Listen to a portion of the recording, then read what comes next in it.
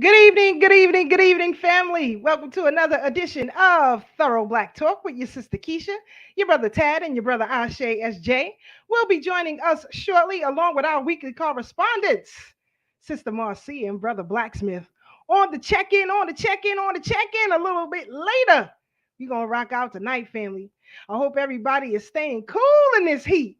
Summer has begun. Yes, indeed. It's my kind of weather. You see what I'm talking about? This is my kind of weather. I'm a July baby. Y'all better stop playing with me.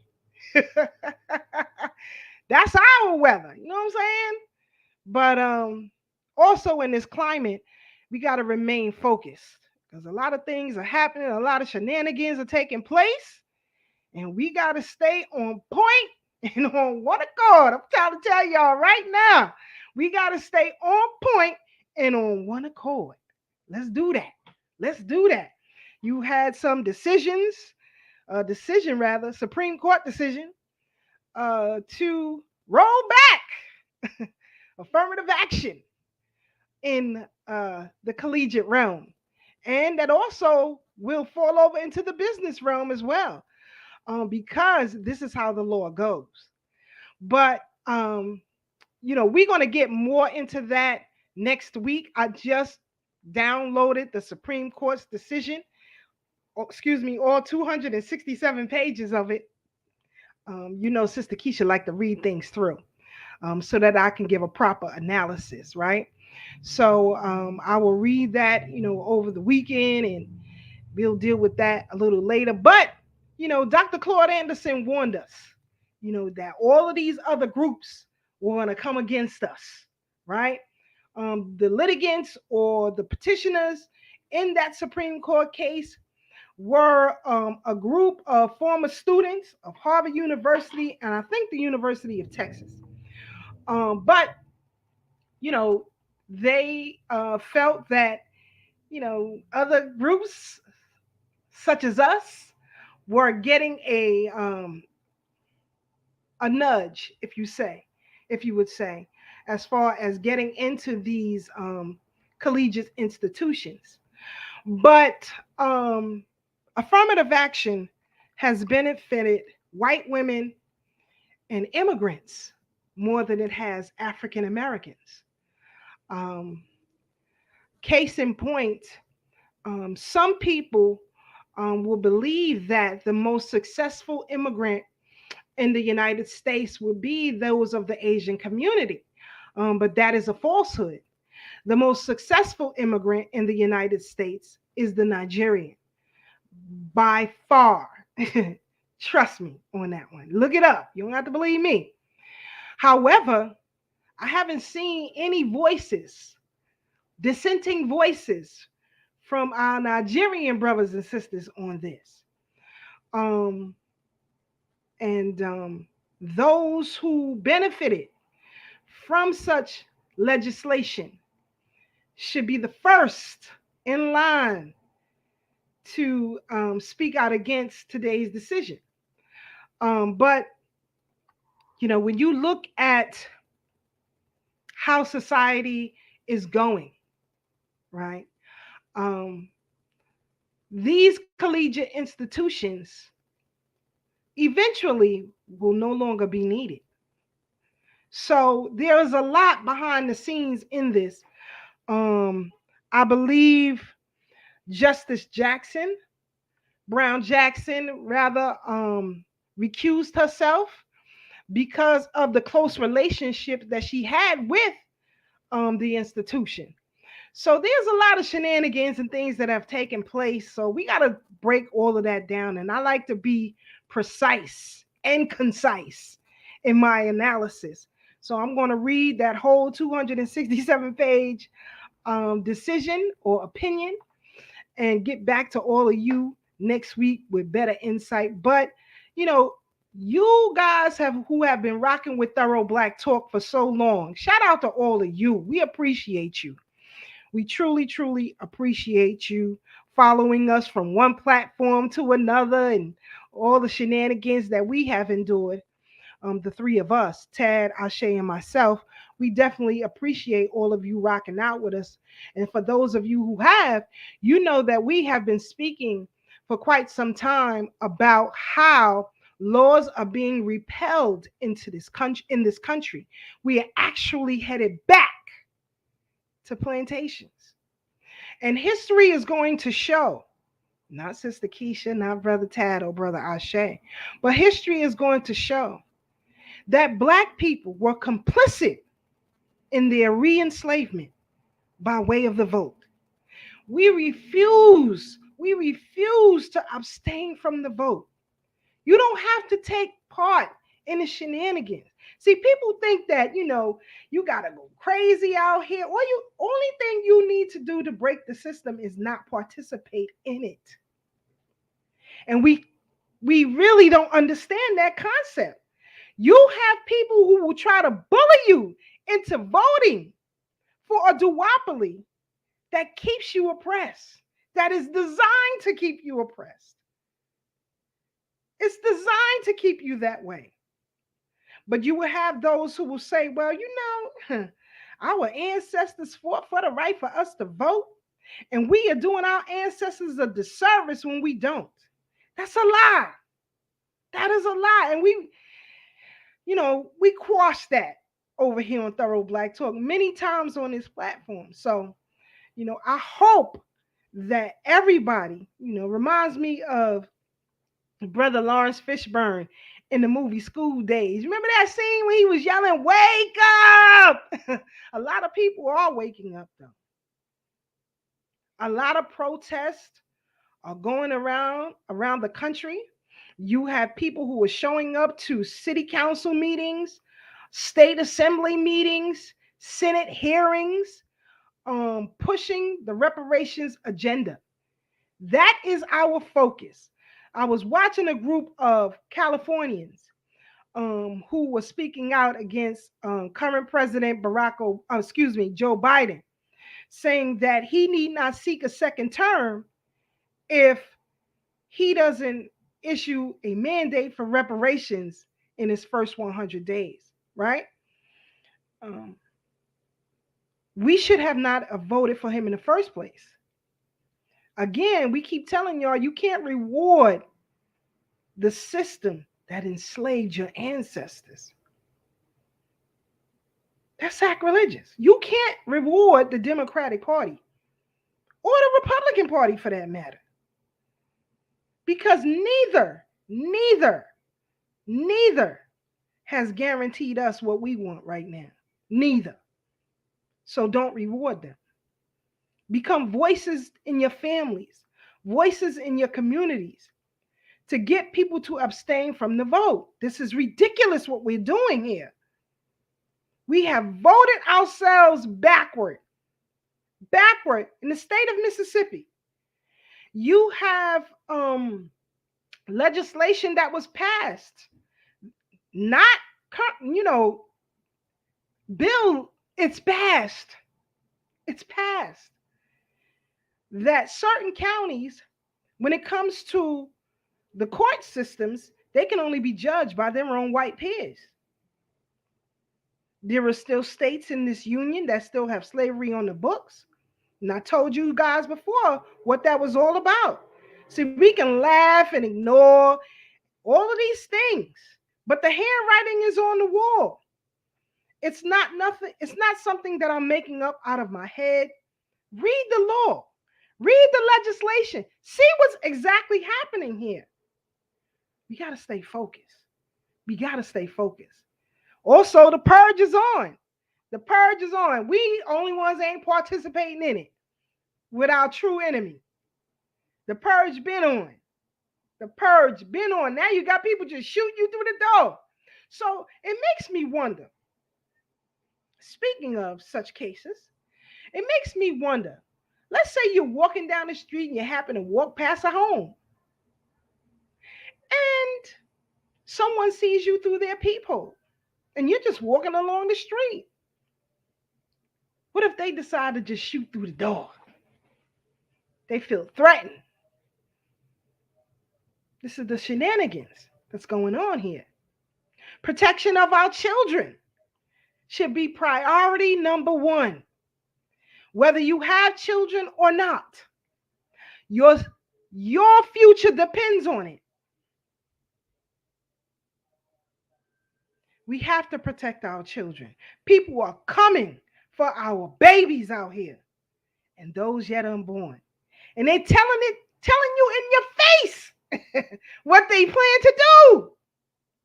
And the sad part about it, you have participated in a political system that has hindered your First Amendment right to speak out against such behaviors. Now, speech, language in the United States is becoming criminalized. That's what hate crimes is all about. You can't say certain things. I know. I'm currently suspended from Twitter. I'm telling you. I'm telling you this. I'm in good company though. Because unless others is coming for you, you ain't doing nothing. You ain't doing nothing. So I don't face down the government. I don't face down the banking systems. Now I face down social media. I'm still standing. Because my ancestors is rocking with me. Because I'm doing their bidding. So I don't care. You know what I mean? Y'all will have no idea what Sister Keisha has endured in the last 6 months. I haven't told anybody, not even my family members. The only person who knows is my husband. It's been some crazy things that have been happening. But we keep pushing forward. We keep doing what we have to do. So tonight we about to get into all of this because we got to break down what them folks is talking about doing to our children. You had Pride Month, whatever it's called. I don't see the pride in it, but anyway. How is it okay that adults can walk the streets butt naked? How is that okay? How could they perform butt naked in front of children on city streets? And that's okay. What about nudity laws? They just throw that out the window for this pride stuff, huh? Let me or you try that. After they beat us and incarcerate us, we go into the nut house. But, we're going to deal with all of it tonight. Quick shout outs real quick before we get started. Sister Alexis on the check-in. What's good with you? What's good with you? What's good with you? Hope all is well. Sister Farnessa, a BB Fahodier, sis. Brother Magnetic Peace Tyson, always on the check-in from North Kakalaki. What's good with you? What's good? Thank you. I'm glad you like the pink. Shout out to FMP Accessories. Right now, they got a sale. 25% off, I think, the whole site. So these straw fedoras are like $11. So if it's 25% off $11, I don't know. You do the math. You can get those right now if you want them. So check them out. FMP Accessories. Keep yourself flying cool in the summertime. I'm telling you. Things dropping from the sky. They trying to say, I don't know. Thank you, Brother Peace. Dr. Filet and Rasheed on the check-in. What's good with your new day, MWM? Oh, of course, family. There's some recent postings on our Thorough Black Talk Facebook page that Dr. Filet sent me. So I keep telling y'all, you want to stay abreast of what's happening with MWM, how you can get involved, what you can do, when the next march is taking place, everything. Follow the Thorough Black Talk Facebook page. All the details and information is always posted there. Brother Kev, South Kakalaki in the building. My Gullah Geechee family. What's good with you? I don't know, Brother Kev. We might be related. I'm telling you, my family comes out of South Kakalaki. Way back in Woods of Beaufort. Stop playing. Yes, Brother Peace, they are turning the clock back. I'm so glad, Brother Peace, that you and I received a profound legal education, free of charge, that is, so we can see what the shenanigans are. Yes, indeed, Sister Farnessa. Modern ages. Absolutely. Dr. Fillet said the new Philadelphia Negro is not limited to Philly and also and so black African Americans. Absolutely. I got what you meant to say. Black treason. Yes, indeed. Yes, indeed. BK William Mackey History Club. If you missed the History Hitman last night, once Brother Ray posts the rebroadcast on YouTube, I will make sure it's posted on the Thorough Black Talk Facebook page. Brother Mike, the History Hitman, will be back for a part 2 because he was just about to get into it. Get into it. Come through. History Hitman, come through. That's right. Shout out to Dr. Arthur Lewis, too. You can find his lectures at the BK William Mackey History Club, also on the Thorough Black Talk Facebook page. So, yes, Sister Farnessa. So I'm glad you said that. Because we're about to get into it. Now, this was an event, I believe it was Washington Square Park. But anyway, you have nudity, you have people in blackface, right?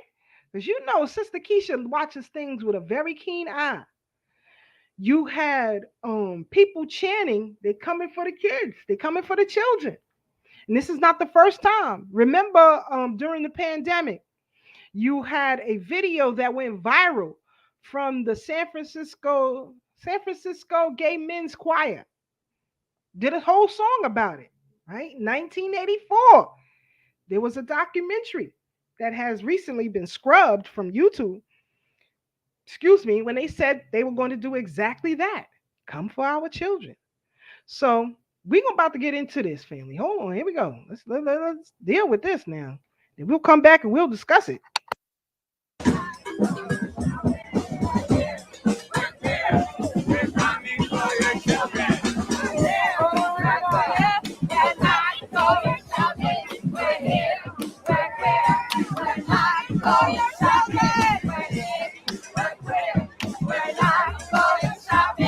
We'll convert your children.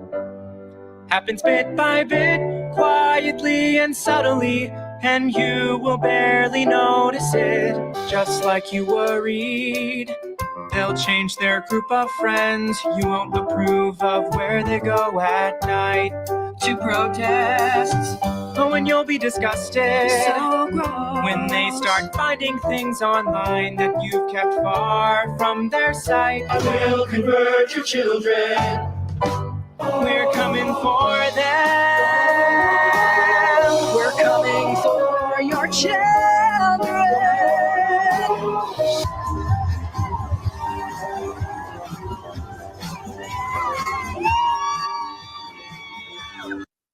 Now, I want y'all to pay attention to all of the nudity, all of the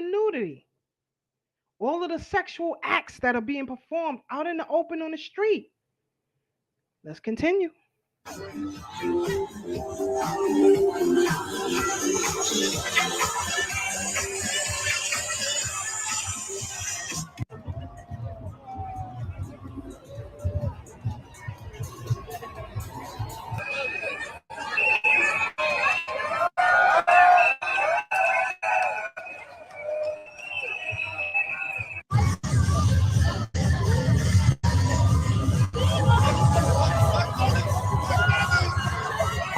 Now, why are they walking around with masks of Daffy Duck and Bugs Bunny if they're not trying to appeal to children?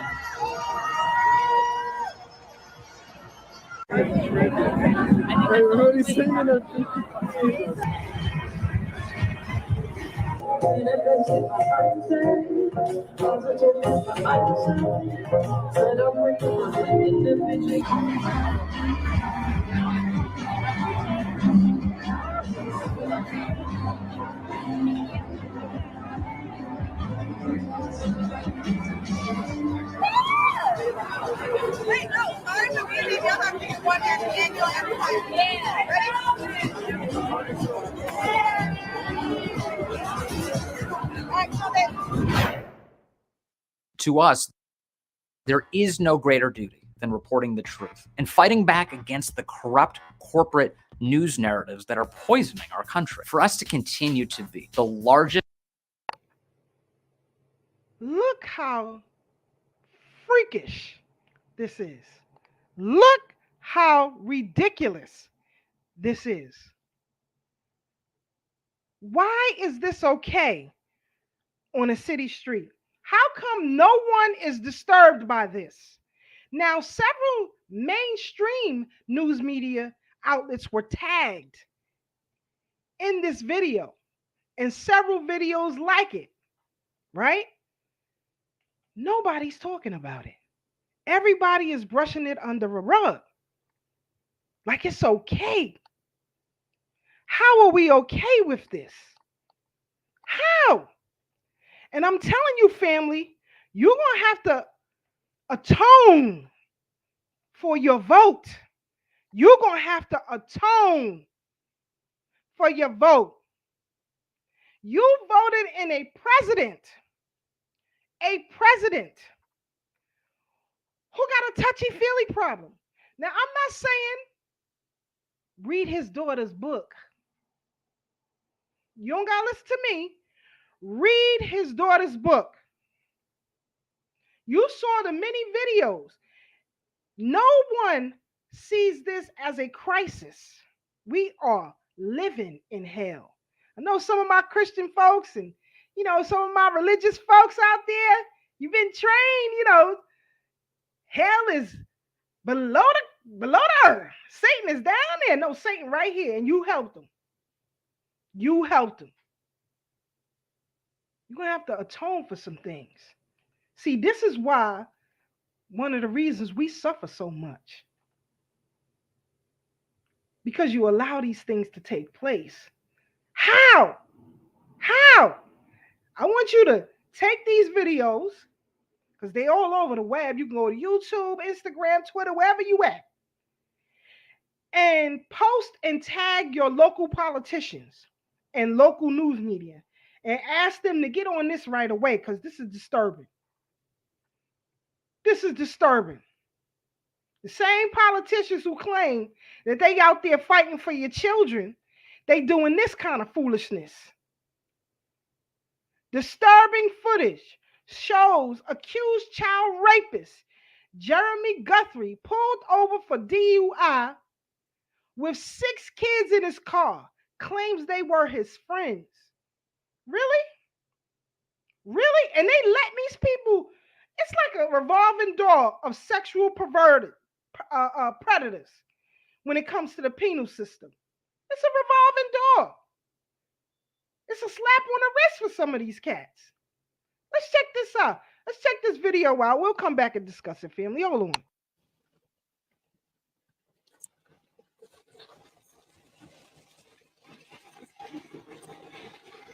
Hey there.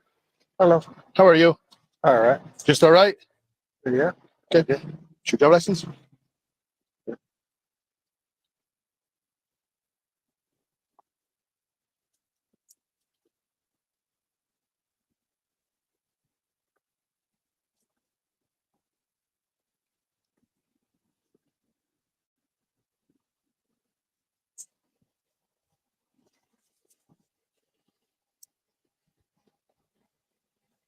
There's your wallet right there between your legs. I'm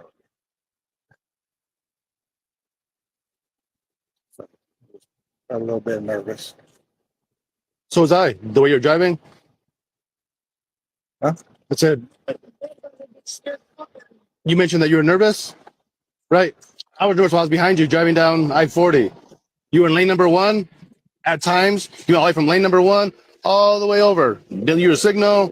Had problems keeping your vehicle one lane. And then when you merge on from westbound 40 to northbound 25, you took that curve way too fast. I did. I'm sorry. I thought you were going to crash. I didn't say, I don't think so. I'm saying I thought you were going to crash. Okay, and then you have a bunch of kids in the car. How many kids? You have 1, 2, 3, 4, 5, 6. Who are these kids to you? This is just my friend. That's your friend? Yeah. How old's your friend? 18. That girl's not 18. That girl's not 18. Yep. No, she's not. Yep. That girl's not 18. Trust me. She don't look 18. Ma'am, how old are you? I didn't ask you your name. I asked you how old you were.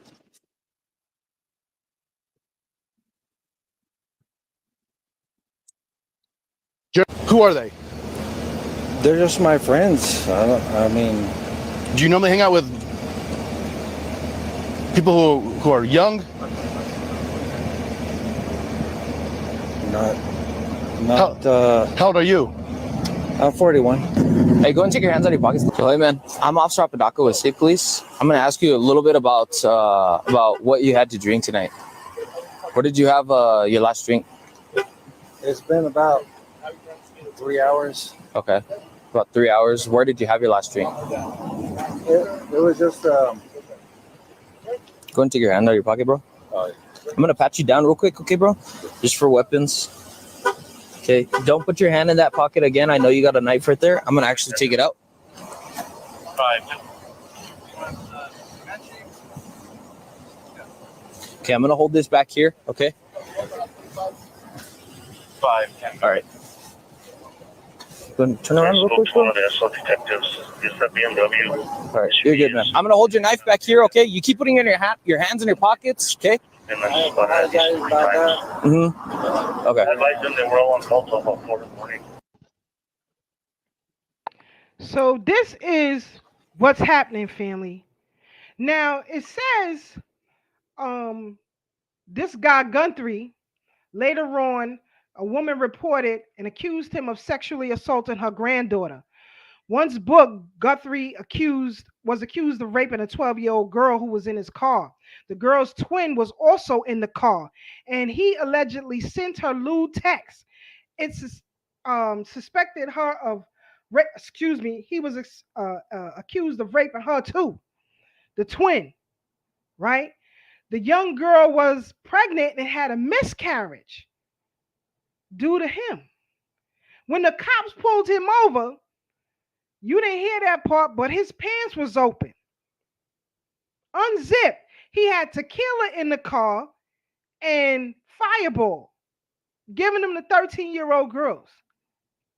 So, once they arrested him, he was able to use, this is his words. I don't know to be factual, but he said he was able to use a correction officer's cell phone to text one of the girls while he was behind bars, requesting that she send him money. So this is the shenanigans that is going on out here, family. This is crazy. This is crazy. Sister Farnessa said, I really wish the black clowns in the video would try walking around naked on a different day or month. Absolutely. Absolutely. There was a man here in New York City in the Times Square area who was mentally disturbed. He had no clothes on, and he had pencils in his ears and in his mouth or whatever. But the police shot and killed him instantly. Instantly. There ain't no bullets for these fools right here. Ain't none. This is crazy. That's right, brother Peace. It's crazy out here. It's crazy out here. And none of these politicians don't have anything to say about this. Well, now they can't, because legally it's hate speech when you speak out against this foolishness. This is crazy. And Straight Black Pride movement have always been telling y'all, it's not about adults having sex, same-sex relationships. The goal was always the children. Now, in some places, you can't even call them pedophiles. You gotta call them minor loving. Man, I ain't calling that. I ain't even fixing my mouth to say that. But this is what's happening right now. This is an endemic sexual assault against children is an endemic, and nobody's talking about it. Child trafficking is big business. And now that you have Vice President Kamala Harris coming off of her speaking tour, trying to convince all of these African nations to accept a death style. But notice, Vice President Kamala Harris, President Joe Biden, or anyone else have tried these shenanigans with any of these Arab nations. You ain't see them in them Arab countries. Why they in Dubai? In Dubai telling them you got to accept that. Why they not in Saudi Arabia telling them you got to accept that? Or you can't do business with the U.S. Only the African nations. You think this is happenstance? This is what it is. This is what it is. And you got people who trying to convince you to go along with insanity. I'm never doing that. I'm never doing that. Ever. Ever. Now, I want y'all to look at this freak right here. Check this out, family. Hold on. School employee Corey Rollins was apprehended just 10 days after he was released from jail. Rollins was awaiting trial for 8 counts of child molestation after previously licking a 7-year-old boy's feet, among other crimes involving 4th grade students. This time, he was caught enticing a 12-year-old boy playing outside to show him his feet. Authorities say this foot-licking predator will now be held without bond. Who are you trusting to watch your kids? This teacher's aide. This is insane. This is insane. This is insane. And I'm showing you all these faces because I don't know what towns these people come from. But let me tell you something.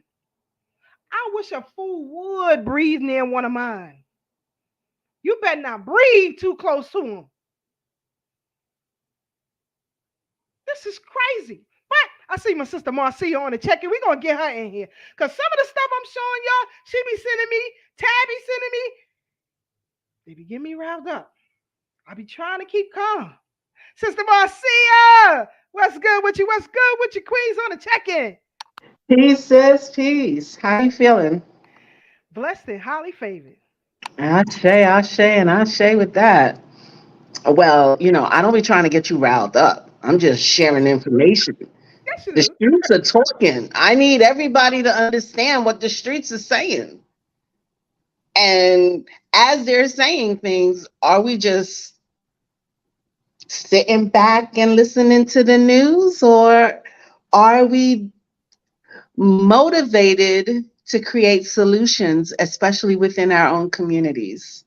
Because as you said, they don't go knocking on the Arab door or the Chinese door or anybody else's door. They won't go into, a community of their people and say, hey, you must do this. They're just doing it to us. Just doing it to us.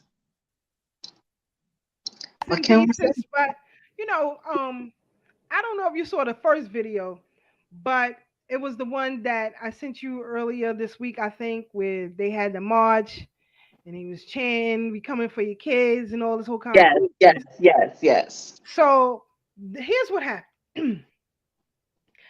I tagged various New York politicians when I first saw it, right? And various news media outlets here in New York. And someone said that,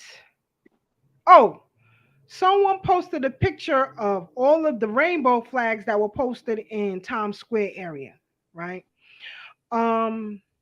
So my comment, let me tell you how insane this is.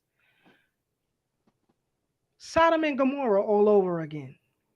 Now, that's all the comment was. I can't even count how many people was livid. They called me a pastor loving rapist and all kind of stuff. Like, I just sit there because first of all, I'm not gonna argue with no people I don't know. First of all, y'all all crazy. That's the one. You're not gonna bring me down to your crazy level. But that comment got me permanently suspended from Twitter. But you can have all kind of racists pointing guns at people, threatening people. You got all kind of white supremacist groups. You got trans supremacist groups that are saying that I'm serious, that they should attack straight people when they see them on sight. But because I said, and I'll show it to you, Sodom and Gomorrah all over again. Didn't call anybody any names. That's all I said. Well, apparently, those politicians got in their feelings. Now, I know which politicians I tagged in it.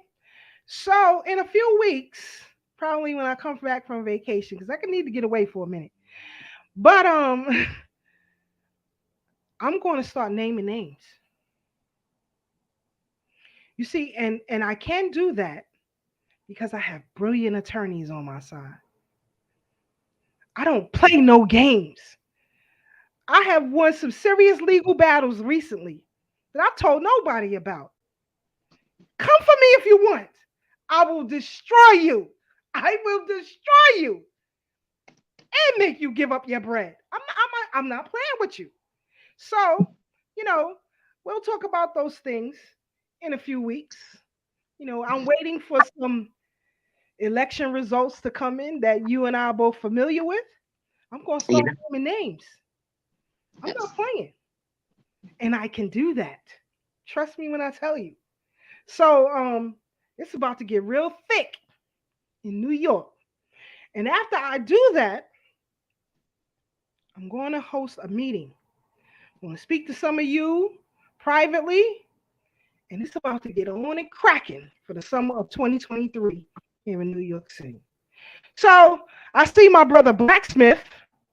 I got to bring Black in here because Black been writing his act on a lot of things, especially this crime syndicate called the Biden family. This is a true crime family. When you look up what Costa Nostra is, even though they ain't Italian, this is a true crime syndicate. Where's Giuliani when you need him? I tell you, get some dollars on his face. Brother Blacksmith for the check-in. What's good with you, Brother Black? Chilling. How y'all doing? Y'all looking good over there. Y'all both got on pink, You go, the ladies is representing. Represent. Brooklyn's in the house. New York is in the house. I'm Blacksmith. Y'all already know who I am. Y'all call me Flavius Jones on Facebook. I'm gonna let the ladies talk, and when they're ready for a question, I'm gonna fire away. Let's go. Yes, indeed. You see how the ancestors work? Last week it was me and Brother Tad. The week before that was me and Brother Ashe, and now me and Sister Marcia. We didn't talk about what colors we was wearing. I don't know nothing about what she do her thing during the day. I do my thing during the day. Right? We got to get this paper out here. We doing our business. But yes, ma'am. That's how the ancestors work. Everything works in divine order. And I want you all, this is a homework assignment, right? Okay. I want you to look up the color pink and the power behind the color pink. Now, there was an experiment that was done. I think Professor Anthony Browder did this experiment with some men at the United African Movement. So he held up a piece of construction paper that was bright pink, kind of like my shirt and my hat. And he put a chair in front of the men and asked the men to stand up straight and just lift up the chair while looking at the color pink. None of them can do it. There was power in this color. So that's your homework assignment. I want you to look up the power in the color pink. Go ahead, Brother Black. Real quick on that one. I remember back in the days, I used to always be attracted to the color pink, even though growing up, you know, it was considered a color that was feminine. And the color pink is the most masculine color on the spectrum. Most people don't know that. So when Cameron made Wearing Pink, you know, Uptown, Brooklyn versus Harlem and the rest of the world that say that's faggot shit, you know, sorry, streets, I'm just making a point of how we used to say it. You know what I'm saying? Back then, I already knew back then that that was the case, and I used to wear pink clothes, and I used to always get flack for it and have to step to a dude like, yo, come on, man, why you violating? That ain't none of my styles you ever seen. I just like this color. You know what I'm saying? Real talk. Interesting story about the color pink. Jaquan go to the store and be like, Mommy, I like this. Let's get this. And I'd be like, that's pink. Why is so damn pink? What's wrong with you? What's wrong with you? But one day, you know, I was talking to brothers, and they were just like, just leave the boy alone. You know, it's not a representation of anything. Let him. So one day we went shopping again, and he saw this salmon pink shirt. And I was like, he was like, Mom, and I was like, you know what? I don't even want to hear it. I purchased it for him, and I promise you, he looked so confident. Like, you know, he sat up straight in his chair, and I never had to prompt him one time, lift your head up, do anything. He was just rolling down the block like, yep, look at me, guys, look at me. And it really made me question how society puts barriers around us. And then I turned around and added a barrier around a fragile person, not fragile, but, you know, a situation just because of what I was taught throughout my life about that color. So, yeah, very interesting. Interesting. Hey, Keisha, Miss Keisha, I'm sorry, I got to interrupt 1 second more. I just want to say, I read a book a long time ago on colors, and it was very interesting. It was almost as interesting as reading the book, The Secret Life of Plants and Trees. Oh man, that is a book, it is probably the most natural book ever written. And it ain't about anything that we know is a sentient animal, meaning it can move, it eats, it shits, it has children, blah, blah, blah. You know what I'm saying? So, you know, reading about a whole nother life form that you're not, but you can still relate to on a lot of levels, that's a beautiful thing. I just wanted to add that in this. Got you, my brother. Got you. Yes. What Marie said, a brother, Magnetic Peace Tyson, excuse me, said, I remember that colors have a vibration that can increase or decrease one's strength. You remember, right, brother, Magnetic Peace Tyson? Yes, indeed. None of the men could lift up the chair. What was the reason they gave? Did they give any reasons for that? They, Professor Browder, actually, I believe it was him who did the experiment, and he said that it weakens, that visually it paralyzes men. Wow. Mm-hmm. Wow. So if you want to strengthen them, you have to keep this color around them. That's what he said, right? But all I know is that none of them men can lift up that chair. It's just a regular chair, a regular kitchen chair. You know what I'm saying? So did we do our homework assignment in class today? No. No. Like you, when you write your blogs, I gotta do homework on it. I gotta read and research. I ain't doing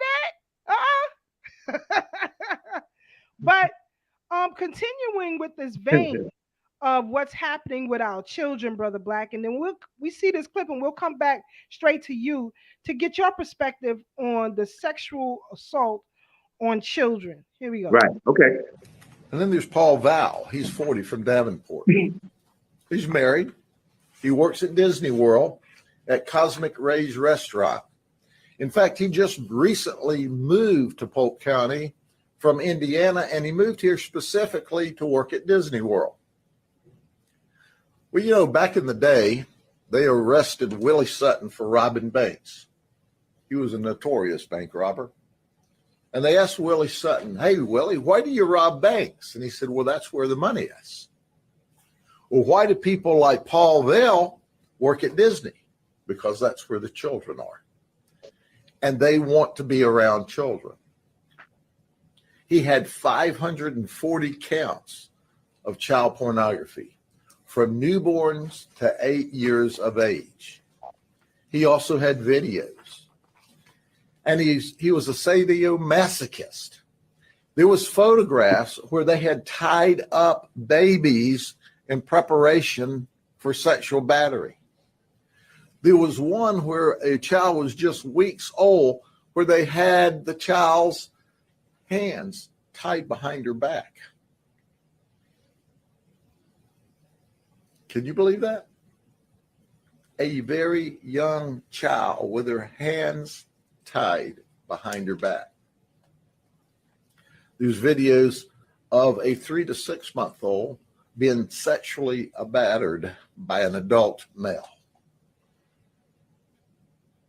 His wife asked, she's only been married to him for a year, "Did I marry a monster?" "Yes, you did. You married a monster." By the way, when we kicked the door in, he came to the door nude.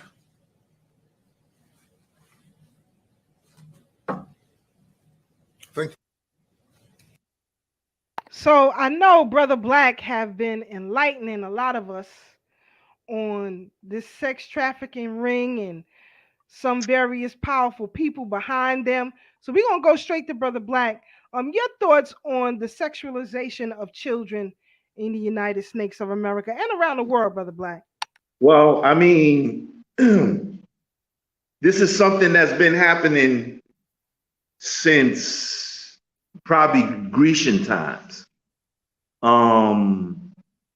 I mean, as far as we know, even before that, it's so insane for me to have known these things 15, 20 years ago and everybody just getting up on it. After I now, because I'm a little older, I understand how crazy I sounded 15 years ago, because I knew this from going to places like UAM and reading books like the ISIS Papers, Behold the Pale Horse.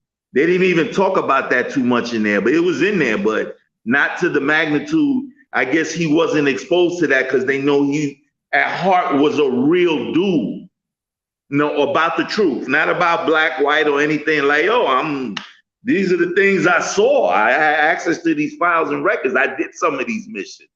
One of the only white people to ever do that and say, "Yo, we jaking y'all." So it's not new for me. All it is that now it's like, so I already kind of moved past it, not because I'm better than it, but I knew this so long ago, and y'all not concentrating on the debt ceiling that's not going to be raised tomorrow. There's so many things that you have to concentrate on, and you overblow people's minds when you tell them about it, and you just telling them a sentence or two. So all it is now is getting exposed for the magnitude it's at. It's up. That's all I can say. It's up. Yes, indeed, brother. Yes, indeed. Yes, indeed. This has always been a crisis. It is the basis of Greek culture. As my brother said, all you have to do is read. All you have to do is read. But it just disturbs me that today in 2023, June 29th, that people still go into voting booths and place a vote and refuse to walk away from this foolishness. All you have to do is not participate. But Sister Marcia, we're going to get a Sister Marcia getting tight. And then we'll move into to our subject of Black music and continue there. But Sister Marcy, I'm gonna let you get a couple of words in here if you want to. If not, we'll move straight on. I think I'm good. I think I'm real excellent. The shenanigans. That's not the other Pharrell outfit. Um, there's too much.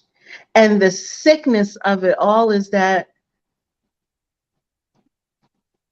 it's like they act like they don't see what's going on. You know, again, willing participants of the demise of your community, your family, your potential legacy is going to be around this. And so much struggle, so much struggle. And to not even be able, billionaires, you still aren't, we're not thriving. We are still struggling because everybody wants to be a part of something versus being a part of your community. The idea of community does not exist. The idea of nationhood does not exist, but you want to align yourself with their theories and their practices, and all they're doing is killing and killing.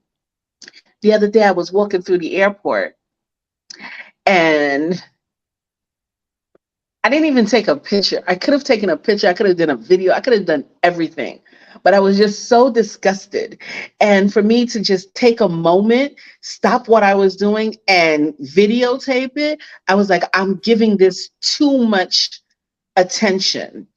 But lo and behold, in the center of the airport, they have all this pride stuff, quote unquote pride stuff, all over the place. And they're like, yes, Delta is for blah, blah, blah, blah, blah.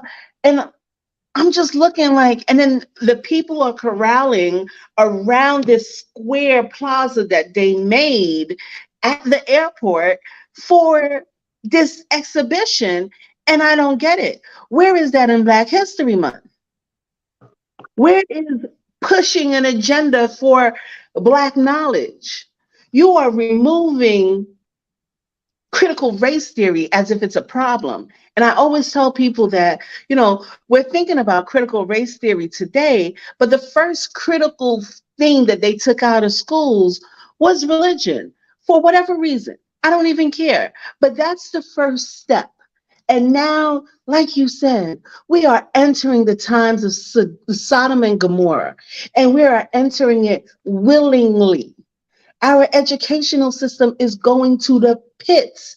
All teachers are mandated to adopt this curriculum to Sister Marcia, let me interrupt 1 second. There was big influx of a lot of teachers who either resigned or retired last 2-3 years since because that came around right before the COVID stuff. So it kind of slid in on it, you know, and you were more focused on the COVID. So that's when it increased when the kids came back to school. And now it's like a regular thing in the school system. They were parents were more focused on the COVID. Like, remember, we on this council have understood the agenda, the propaganda, the predictive programming that is in play. But when you talk to your community and you tell them certain things, they try to negate the stuff. And again, we've all said it. I've spoken to people 10 years ago about things, and now they're talking about, yeah, you're right about this.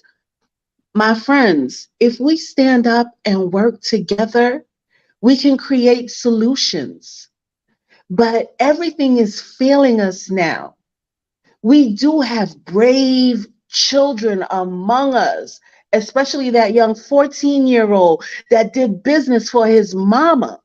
But at the same token, we are, again, we all, even those who prophesize, who talk, who does everything that we have to do, we are still failing because we are not in a position where we have 40 people saying, let's do the work.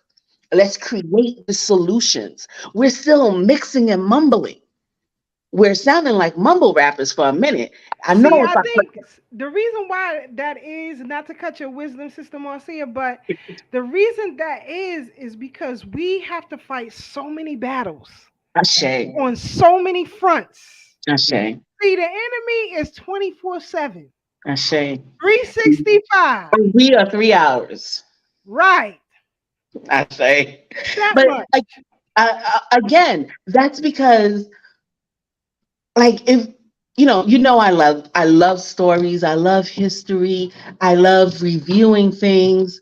We put so much fear because we know, oh, if I move forward, assassination, if I do this, we put so much fear that we don't place ease into it.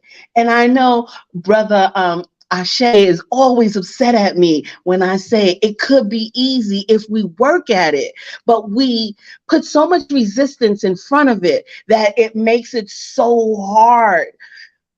But I promise you, 40 of us don't really try to make it easy. We still figure out a way to put our own barriers in front of something. Marcia, I don't disagree with anything you said. So I'm not going to say but. What I would say, however, and if, in all times in existence, very few people make the difference.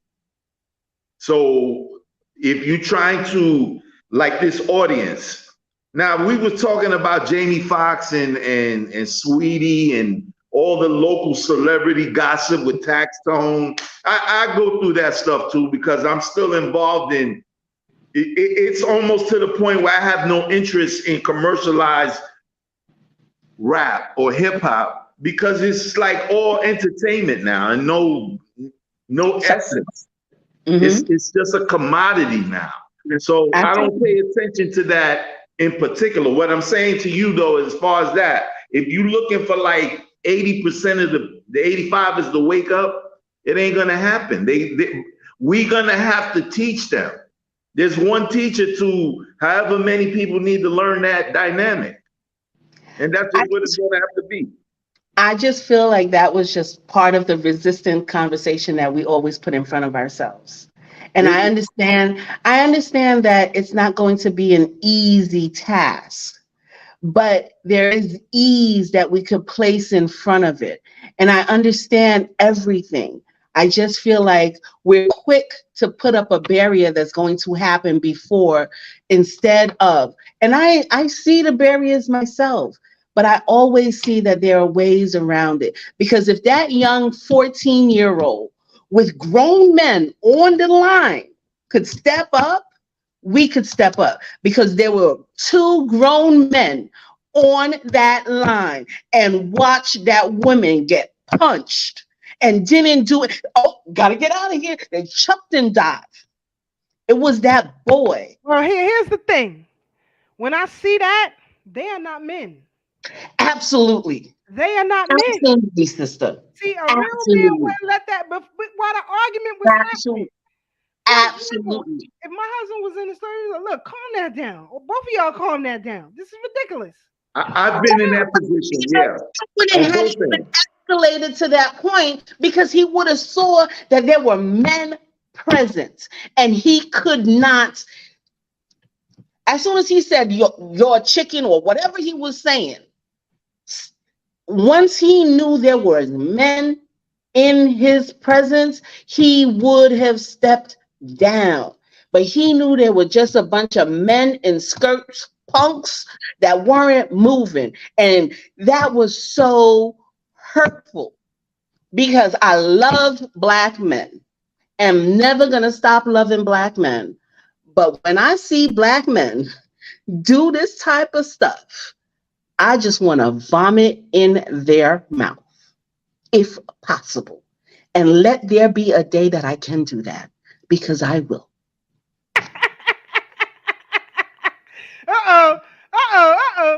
But, there's a little, we gonna move along because we gotta get into our music thing, and we'll definitely come back and revisit some of these things because I'm definitely going to talk about that case because right now I think the mother is pushing it with the shenanigans, but we'll get into that next week.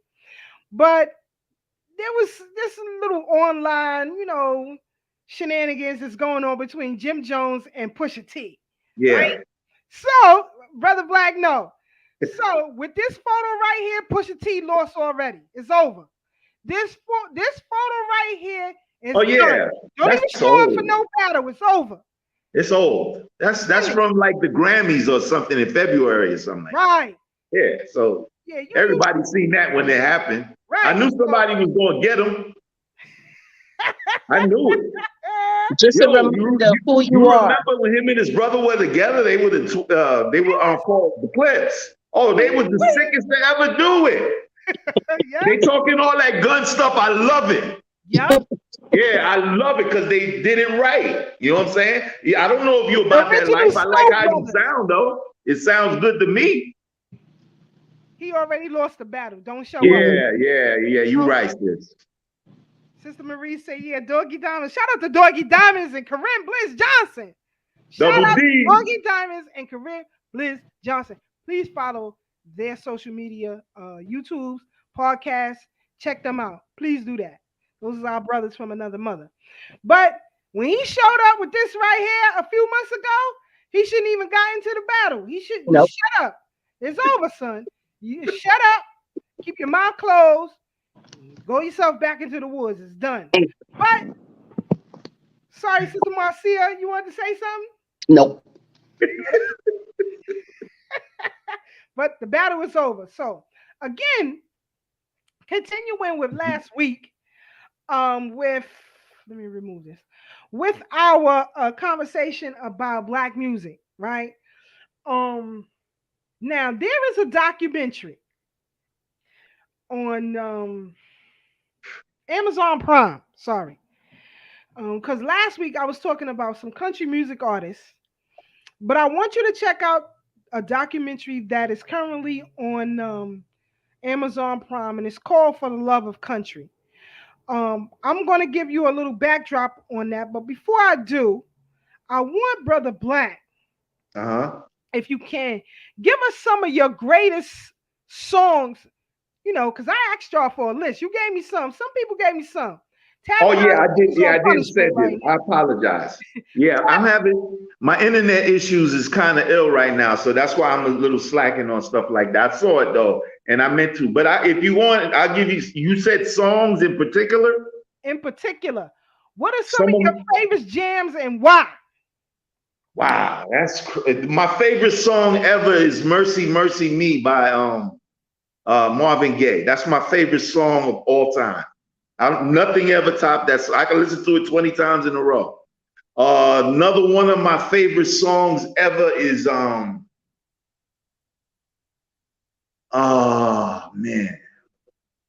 Take a Little Trip by Minnie Riperton.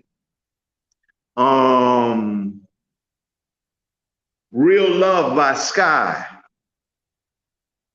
But you giving me a list, brother. I want to know why Mercy, Mercy Me is your favorite song of all time. It got to be a reason why. Because the first time it really made sense to me, as it wasn't, I've been hearing that song my whole life. So it was a song as opposed to like it meant something. And then when I listened to the lyrics and how I loved the song without realizing what he was saying, because I was so young when it came out, it was like, wow, that applies to right now. I think that was around the time of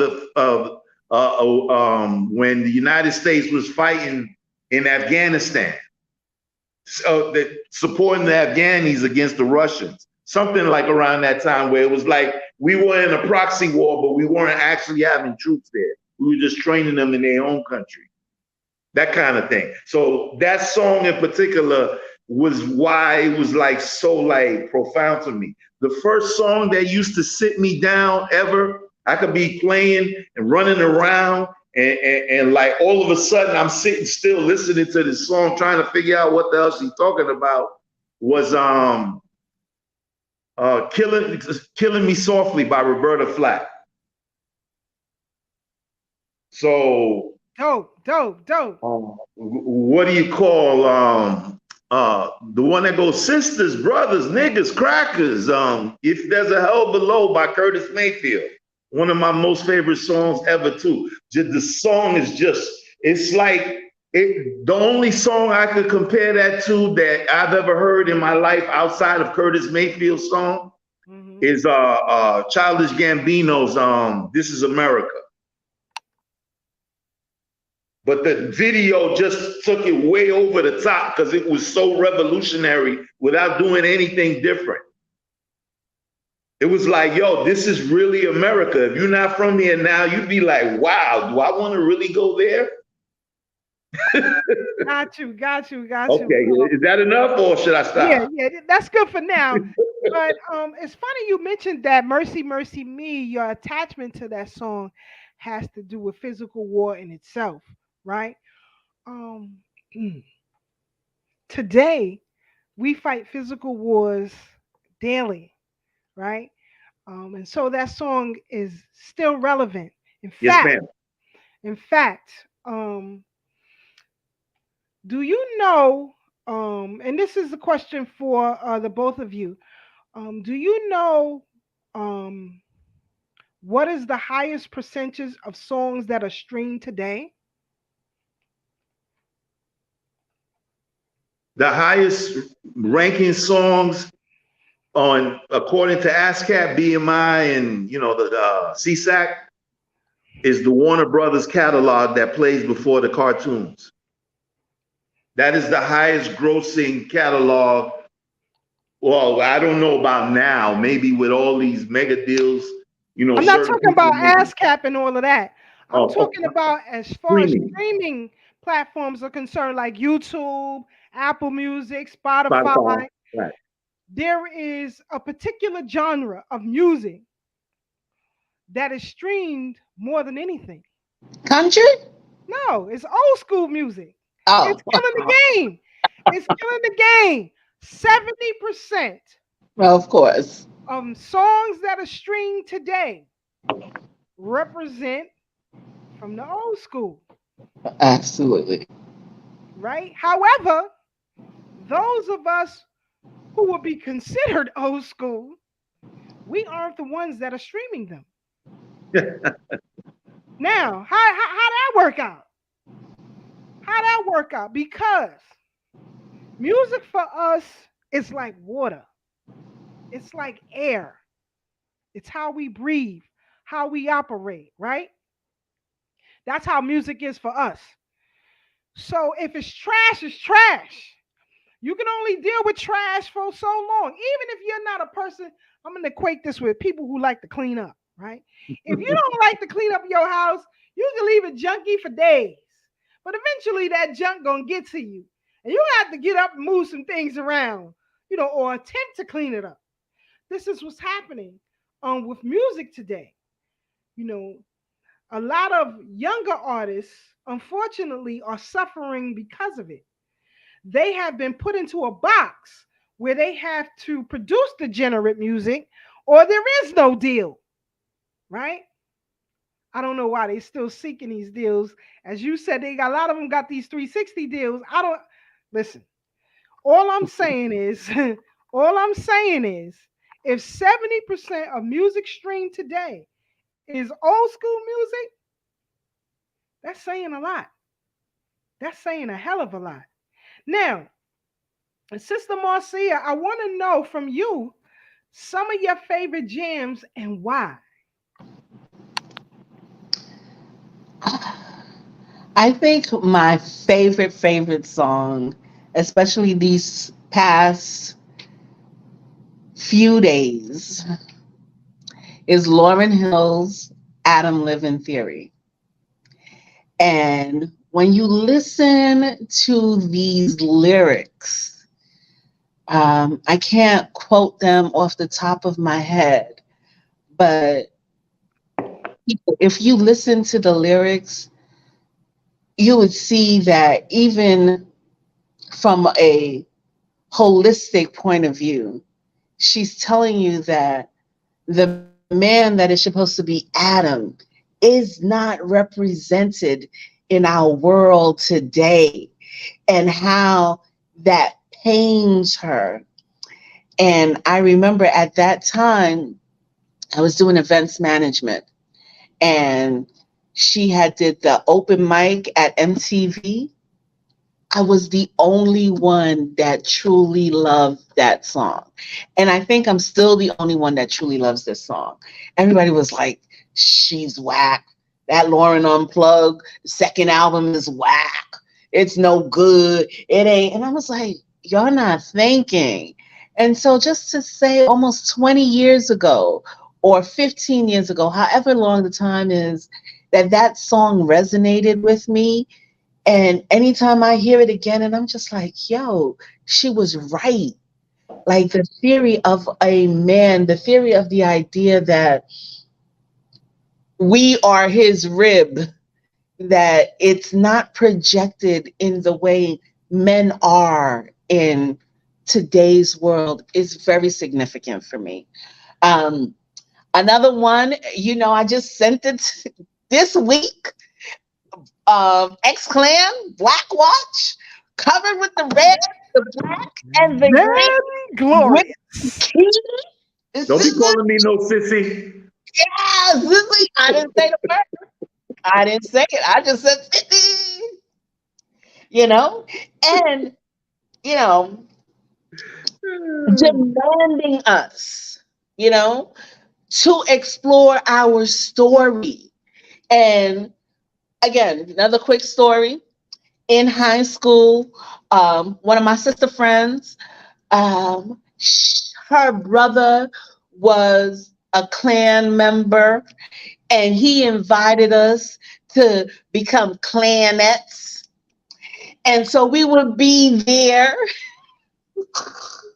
We would be there. No, seriously, we would be there. And I don't remember people's names, but I remember every week we had to go and participate after school. And the brothers would be like, sisters, we need y'all. We did. And we would be like, yeah. And out of all the sisters that I remember participating in there, I think I'm the only one, because I've spoken to sister friends, but they were like, you were really into that black stuff then, and you still into that black stuff now. I'm like, black stuff?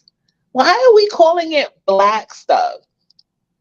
I remember that they were the first ones to take us to the Slave Theater as a group outing. And Dr. Ben was talking. So I had fond memories of those times being a Klanette. It may not have produced much in terms of solutions that I would like to see. I always say, we always have great ideas, great potentials, but we don't move forward. We don't move forward enough. We get jammed up a lot, right, with movements. So needless to say, so that's one, that's two. And let me give you a good R&B one. I think I'm going to go with Roberta Flack. But the Lauryn Hill version too, right? Because I love Lauryn. Lauryn is my girl. So that's the Fugees version of Killing Me Softly. Writing my pains, singing my, I'm not gonna do my vocals because I want to scare the family.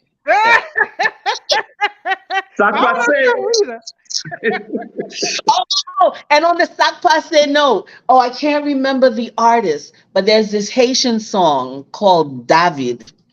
And I promise you, it comes out in like 86, 87, but that was my awakening moment. That song propelled my awakening. David, I can't remember the artist, but I know he... Was it Dewey Bookman? Was it Bookman? No, you're so silly. It's 86, 87. Dudie Bookman did not have no songs out. There is an artist called Dudie Bookman, but he's a Haitian artist. Yeah, I Uh, know. That's why I'm asking. I no, know. no, I know no, who he no. is. Dudie Bookman is not a Haitian artist. Oh, okay. I didn't know. I thought he Yeah, was. I no, no, assumed. no. Mm-mm. So, Mhm. one of the That's Mr. Forrester sent me a list, so I gotta read this list, and then I'll move on. Okay, I'm just gonna read his list. He Read his got list. his. He got his. My best 5 songs is one, Revolution by Dennis Brown. Two, Sadie by the Spinners. Three, Love, Need and Want You, Patti LaBelle. Um, Four, Family Reunion of OJ's. And five, Be Sure by Teddy Pendergrass. Oh, it's a beautiful Um, list. it is. I need to know his whys. You just gave us a list, Mr. Forrester. Give us the whys. I could surmise the whys in my head. The last one, Be Sure by Teddy Pendergrass. I can tell you the why for that one. Okay. Okay. When he asked me to marry me, when he asked for me to marry him, rather, of course, I had cold feet and things of that nature. But anyway, he played that song for like a week straight, every day, nonstop. That and Stevie Wonder's song. But anyway, he played those for a week straight. Hey, wait, hold on. Which Stevie Wonder song? Come on now. Because she hates Stevie Wonder. So how did that No, no, happen? no. I gotta know though. She already said it. Hold on. She doesn't like Stevie. Poor Stevie. Oh no, it's I like Stevie. certain Stevie songs. I cannot listen to a whole playlist of Stevie. Give me a headache. So what song was it? That's all I asked. Hold on. Be sure. The lyrics are pretty clear, right? Okay. Be sure this is what you want, pretty much. So you can go and listen to that if you want to. The Stevie Wonder song was All I Do, right? So at that time, that's when we had answering machines, right? Yeah. And so every day when I came home from work, he had that on my answering machine every day for like 6 months. Oh. My answering machine every day. So that's why he likes those songs. Revolution by Dennis Brown, because that's just who he is. And Sadie, because when you lose your mom, that's a song that resonates with a lot of us. Yes, ma'am. Yes. That's his reasoning behind those songs. Okay. So again, Sister Marie Raymond, she says one of her favorite songs was Always and Forever by Heat as a child. Heat Wave. Yes, that's one of my favorites as well.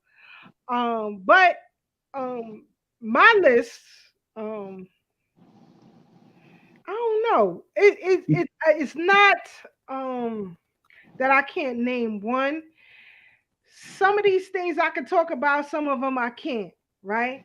So, for example, I will say one of my favorite songs is Go Away Little Boy by Marlena Shaw. The lyric speaks for itself. Go away, little boy. Why don't you run away? You ain't got time for this foolishness over here. You ain't ready for this over here.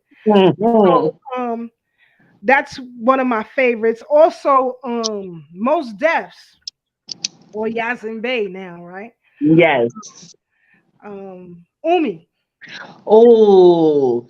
Umi is a song. Hey, Keisha, hey, it's crazy. I listened to that this morning, not last night, this morning, like 1, 2 in the morning. I was up. That was the last thing I played, and it's almost at the end of the album. So yeah. Yes, that song gets me right. That is a fabulous song. That is a fabulous song. My Umi says, shine your light on the world. Shine your light on the world.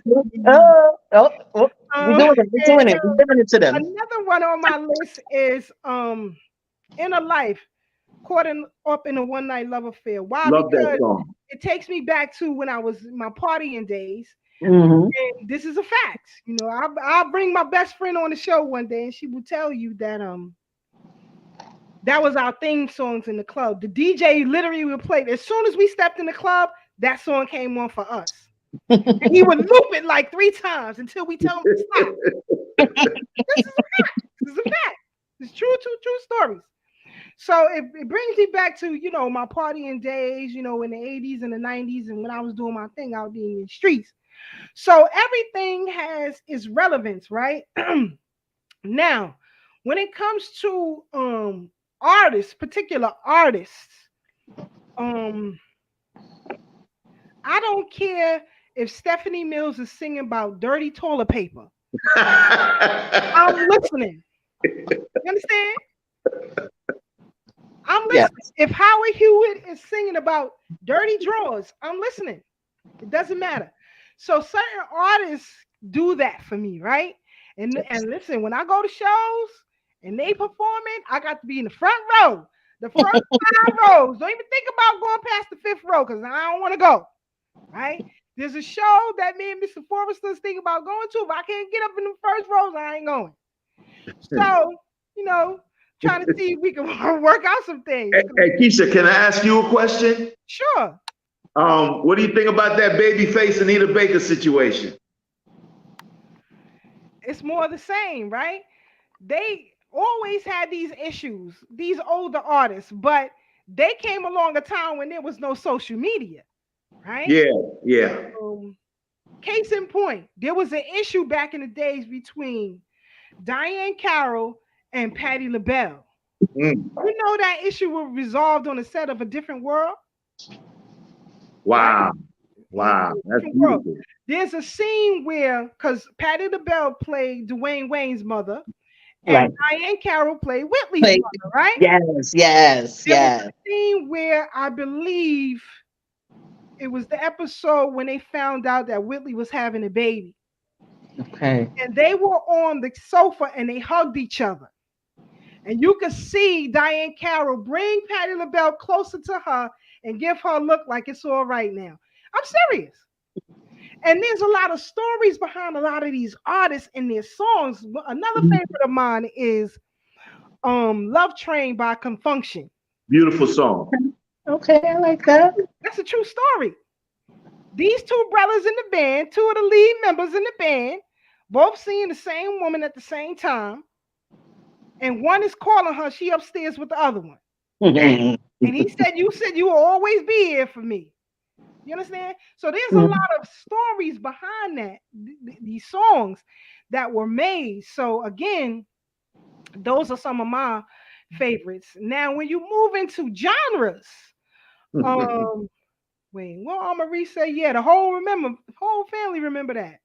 Facts. These are facts. So Sister Tony say, that song is dope. These are things that I definitely keep in my playlist for sure. Now, when it comes to different genres, I like pretty much everything. Right? From classical music, one of my favorite jazz artists is Christian Ajua Atunde. The brother is no joke. I'm gonna try to pull up a little something from him, but no joke. When it comes to he infuses jazz with Afro beats that is magnificent. He's Nigerian?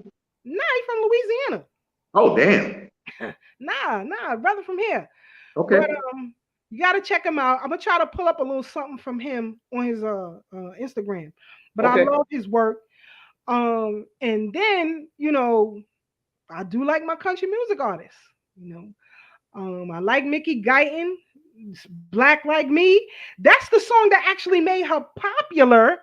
However, and now she's a leader in the game. That's the song that actually made her popular. But it wasn't until the George Floyd killing that actually took that song off again. So it invigorated, that album for her.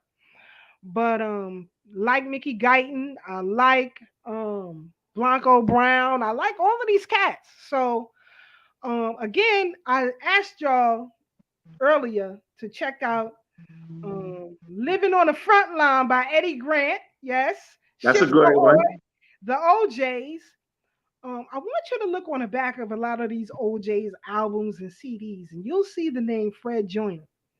That's my family. But anyway, um, a hero in you, Patti LaBelle. Anything but Fela. All right, that's our Shay man right there. Dr. Filet. He love him some Fela Kuti. Don't play with him now. You gonna get him riled up. He love that.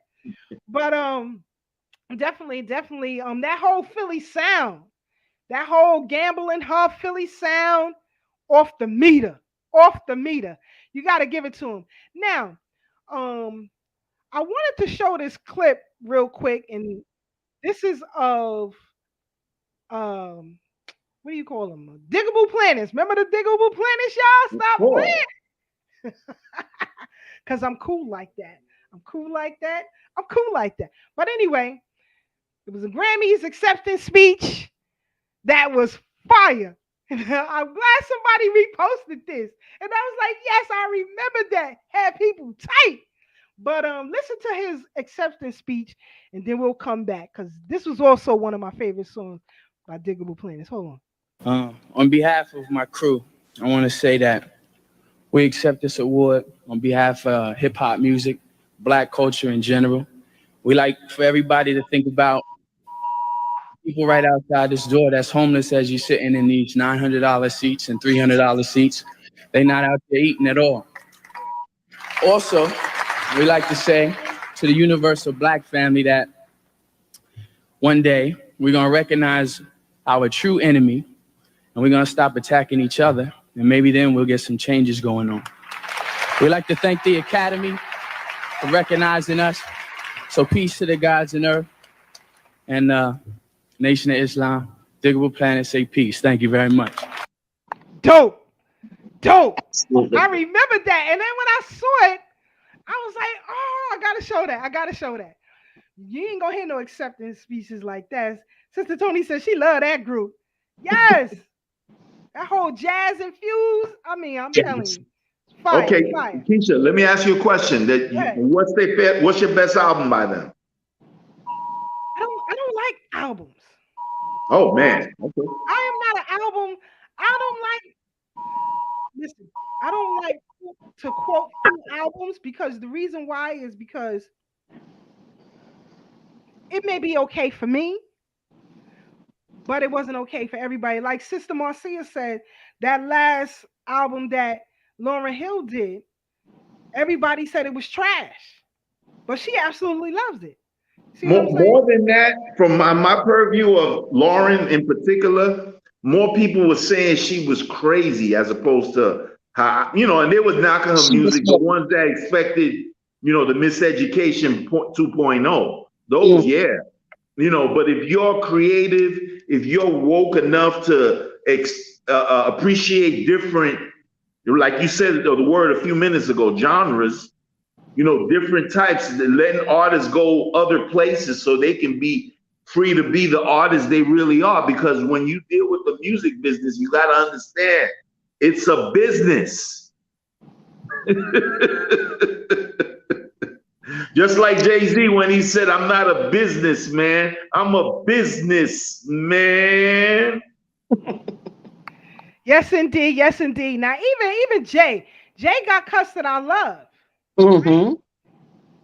They got cussed that are pure fire. Of course. Now, there's one hip hop artist, and I may get ragged for this. I can't stand this dude. That robotic talk annoys the hell out of me. It does something to my spine. I can't stand Drake. Did you see they just gave him the key to Memphis? Like, he is don't get me riled up. Don't get me riled up. But I can't. I don't even want to know. In Toronto. I want to know. Yeah, but part of his growing up was from Memphis too, though. Part of it. Okay, goodbye, Brother Black. It was nice meeting you. I'm telling you a fact. I don't care. But now, continuing with that old school melody now, when you look at people like Nina Simone, Mississippi Goddamn, Mm. right? When you listen to Curtis Mayfield, I don't care what the hell it is. I like it. I don't care what it is. It Yeah. could be about dirty draws. I don't care. The way Curtis Mayfield does a song is spectacular. Mhm. Yes. He grabs your soul. We are the people who are darker than blue. Mhm. Yes. Yo, I'm telling you, Curtis Mayfield whole catalog is fire. Uh-huh. So again, Yes, you know, ma'am. it depends. It depends on my mood, what I'm doing. That's the genre I listen to, right? When I'm Mhm. biking, I listen to something. When I'm working out downstairs in the basement, I'm listening to something. When I'm reading, it's a whole different genre. When I'm Mhm. cooking, it's a whole different thing. When I'm That thing that puts you into that mood for excellence, right? And I think so many times, um, especially when people are not eclectic with music, they seem to like downplay certain themes and genres because they feel like if it ain't this, it ain't right. And there's so much more to music. The same way there's so much more to books, but people just stick to what they like and never explore beyond their borders. It's just like saying that, you know, oh, you live in this community and you never traveled outside of the community. You never saw what other potentials there are out there because I was born on, Fifth Street, and everything evolves and revolves around Fifth Street, and That's there's how it nothing was else back but in the Fifth day, Street. though. Back in the day, we ain't listen to no West Coast stuff. You would have got stomped to death playing that outside back in the days, right? You couldn't go to Flatbush and play hip hop. You would have got stomped. You understand what I'm saying? So it's different times. That's why I said different depending on my mood, what I'm doing. Yeah, That's the genre that I listen to, yeah, yeah. right? Since Dr. Valet says she can't get into that hillbilly music, but it's the I get it. A lot of people can. But that But, banjo but and that other thing that they play, that's African. That's West yo, African. that is just so like that 33, your spine moves in a different way, and you're just like, Right. yo, what is that? And it's Um, the precursor to blues, to jazz, yes. to R&B, to hip hop. It's even like I said, the instrument, right? It's a West African instrument. Hmm.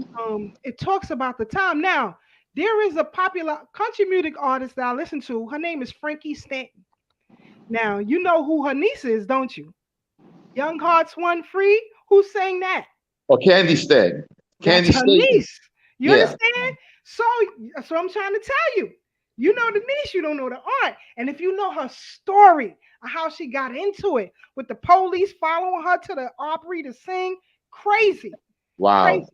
So when you can check out the documentary for the love of country. I'm gonna play the trailer in a little while before we leave, but I want to catch some more people out here. The history hitman, shout out to the history hitman. He said his list is Sam Cooke, A Change Is Gonna Come. Right now, remember last week when Willie Jones in the line he said down by the riverside hanky panky, and Ashe said I can't get into that. Sam Cooke, I was born by the river. It's all Hmm. intertwined. In that southern, that rural South. I'm not talking about city South. I'm talking about rural South. There is a connection there. And when you watch that documentary, it'll make everything plain. Now, they do have about 20 minutes of that dude we don't like, right? We ain't going to mention his name. So you can fast forward that part and then go on. But I'm just giving you forewarned that he's in there. Was that Drake you can't stand? I don't like him. I'm telling you, I can't get into it. I can't. Sister Tony. Quick story about Drake, right? When Drake, he was in that show, Degrassi, right? And he ended up being in the wheelchair and stuff like that. And then he became an artist. So I'm not privy to Drake and his evolution, right? But I know Jaquan liked Degrassi, and so Drake was having a performance, and I was like, Jaquan, let's go see Drake from Degrassi. You know, and I don't know what I don't know, right? So I didn't know there was fake or anything like that. Jaquan said to me, that fake wheelchair motherfucker. Wow, damn. I said, boy, who the hell you cursing at? I didn't know Marcia could talk like that. That was my son. I didn't know he could talk like that. And he was like 16 or something like that. And I'm like, wow. Cursing at? And he was like, you don't know it was all acting? I said, act? What are we talking about? Because again, I am not privy. And one of my coworkers at the time was like, yo, I think your son would enjoy this. I'm going to give you tickets. And I was like, oh, cool. I'm going to go, you know, talk to him. And he was like, he's not really in no wheelchair. He's da-da-da-da-da-da. And I didn't know.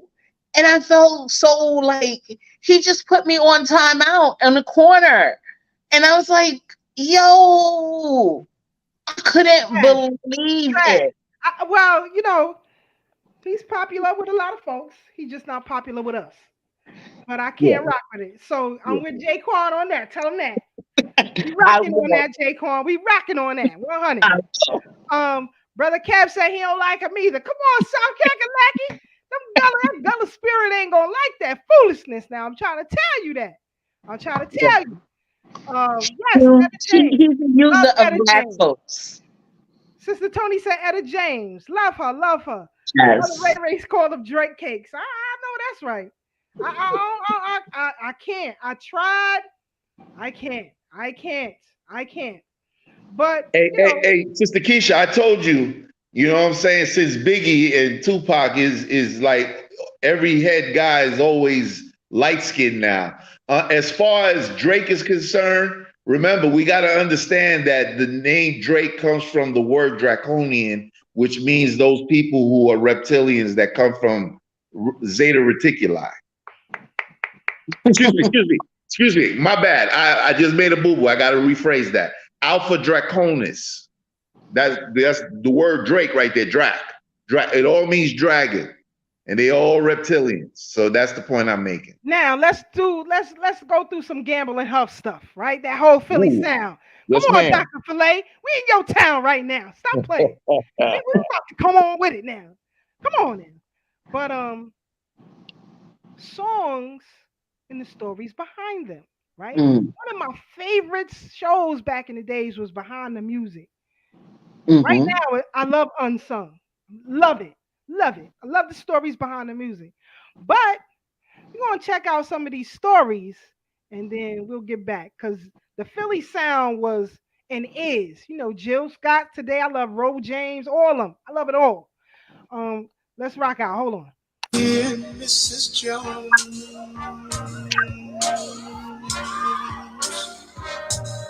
we got a thing going on. I had to stop because YouTube will cut y'all off their behavior. But let's hear the story. Then maybe a couple minutes after he walked in, this young girl would walk in and sit over there with him. I said, come on, I know that guy right there. I said, yeah, I must be his son and his wife. They meet at the same place. They sit at the same table. And she go to the jukebox and play the same song. She'll go her way and he went his way. And that's the way the lyric was written. Gamma wrote the story. Funny part of it is if we couldn't figure out what to call the lady. Upstairs, you know, it was me and Mrs. Smith at first, right? Mrs. Smith, that didn't sound too good. So we got stuck on the words. The Gamma went and got a phone book. So we got to the J's. Something about that J, Jones. Me and Mrs. Jones. Close the door. Let me give you what you. Come on, stop playing. Stop playing. That bass. It's the bass, that vibration in his words. Oh, is that? Now Oh. remember, I told you the story of Lou Rawls. Y'all remember the story I told about Lou Rawls? Who put him on? If y'all remember in the chat, nobody on the panel saying, but if y'all remember on the chat, who put Lou Rawls on? Who was Lou Rawls a backup singer for? All right, let me see if you know your history or if you remember what we discussed here on Thorough Black Talk. I want to see if y'all remember that. What she said? Oh yes, yes. Very fake, very fake. But the stories behind these profound, profound, profound. We have to hold on to what is ours. We can no longer allow them to take and do what they want because these artists today is about to be obsolete because AI is taking over. AI doing its own remixes and songs and everything right now. How do we gain our culture back? How do we take it back? You got to go back to the root. You have to go back to the root to get it back. And then when we take it back, don't share it with everybody. You don't have to tell them how you do everything. Share the music, but don't tell them how you do everything. Don't bring them into the house. And that's how black music fell. You brought them into the house. That's how Cadillac Records was formed, right? He started hanging around Muddy Waters and Howlin' Jack and him, right? Etta James started sleeping with her, messing around with her. This little hat dude, right? That's how we gained control of the music. Came in hip hop, West Coast hip hop. Jerry Heller, Brother Tad mentioned that last week. Came right on there. You showed them how you was doing everything, took it over. Dr. Dre brought in Eminem, showed them how to move, took over everything. And now Rolling Stone named him the greatest rapper of all times. How that happened? Even these music shows, dance shows that come on today, nobody white can tell me, a black woman, about dancing. You can't tell me a goddamn thing. Nobody white, Asian, or anything could tell me, a black woman, about music. We created it. You can't tell us nothing. You're a fan, and you can't tell us nothing. So when I see these shows, America's Got Talent, and all these kind of things that they got going on, it's insulting. It's insulting. Dr. Fillet said, yeah, quiet as kept. She was signed to Philly International for a few months when she was about 21 or so. Wow. She knew several of them. Do you know I had a production deal with Elektra Records? I did. I think I showed y'all my album cover before. If not, then I'll show it next time. Wow. Share your talent with us. Yeah, I didn't even know that about you. I had it. Yes, indeed. I had a production deal with Elektra Records. I tried to get one for my brother as well, my younger brother. But anyway, we cut it. I did some. As a matter of fact, I did a sample of the Gap Band. Outstanding. No, Yearning for Your Love. I took a sample from that back in the day. So anyway, yeah, I did. I had a production deal. So anyway, I'd love to a sample. Now I don't spit bars like that no more.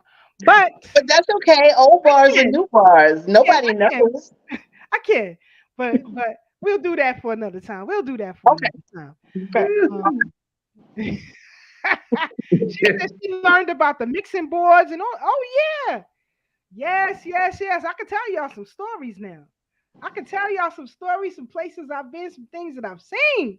Trust me. Keisha, you read my book, so you already know. Yes, indeed. Yes, indeed. Yes, indeed. Yes, indeed. So, we have to take back our culture because if we don't, those yet unborn will think AI produced everything in music. That we had no No part in it. That instruments didn't come out of Africa. That the piccolo, the first piano, didn't come out of Africa. Right? That banjo didn't come out of Africa. Right? That horn didn't come out of Africa. Right? So we have to take back what's rightfully ours.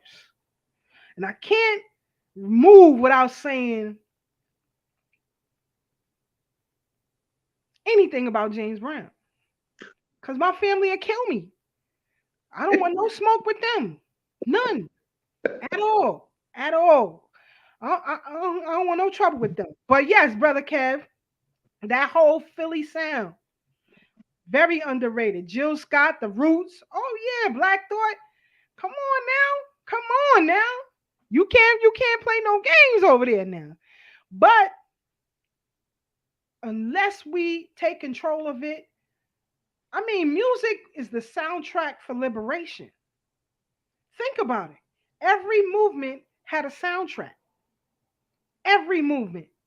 For our generation, we had it. We had the Public Enemies. We had the X-Clans. We had a movement. We had soundtracks for our movement. The 60s, they had a soundtrack for their movement. The 70s, the Black Power, they had their own soundtrack. The reason why folks ain't moving right today, there is no soundtrack for the movement. Music moves you. You either gonna tap, even if you can't dance, you will tap your finger or foot, something. Or tap your mind. Hey, Because Keisha, that's what X-Clan did for me. Made me tap my mind. Made me think of, what else is out there than just, the play, So. Hey, Keisha, got a quick question. Oh, I'm sorry. Go ahead. Yeah, real quick. I don't know if you saw last week, maybe a few days ago, there was a dude on YouTube saying that we in the 50th year of hip hop. We've touching up on it in the first week of August of this year. But he said there's been no #1 hip hop album on the charts. Can you? Did you look into that? Because I didn't. Yes. I want to spout on that for a second. Yes, I did hear about that. Absolutely. Hip hop, because it's trash. I'm sorry. Like even drill. There are certain drill songs. I used to love Pop Smoke. However, it's trash. It's trash. Right? And you can see a lot of these new age artists are psychologically damaged. Mm-hmm. Like right now, there's a big hype around Scarlet, right? That song, Get the F Out New York, that song is fire. However, do you know that girl's story is pure trauma? And you can see in her interviews, she got to deal with that. Because on a human level, it's hard for her to relate direct. Unless she's screaming through the music, right? So a lot of these artists today and these music heads, they know that these kids and these young folks is traumatized. They know it. So that's why they pulling them in. Uzi and the rest of them, good luck with that. There's a young phenom. I think he lives in England, but he sings Brother Black in 963 hertz. That's the God harmony, right? Young phenom, 963 frequency, which is known as the frequency of divinity. This is a fact. So we're going to hear something from this shorty, and then we're going to move right on. Hold on.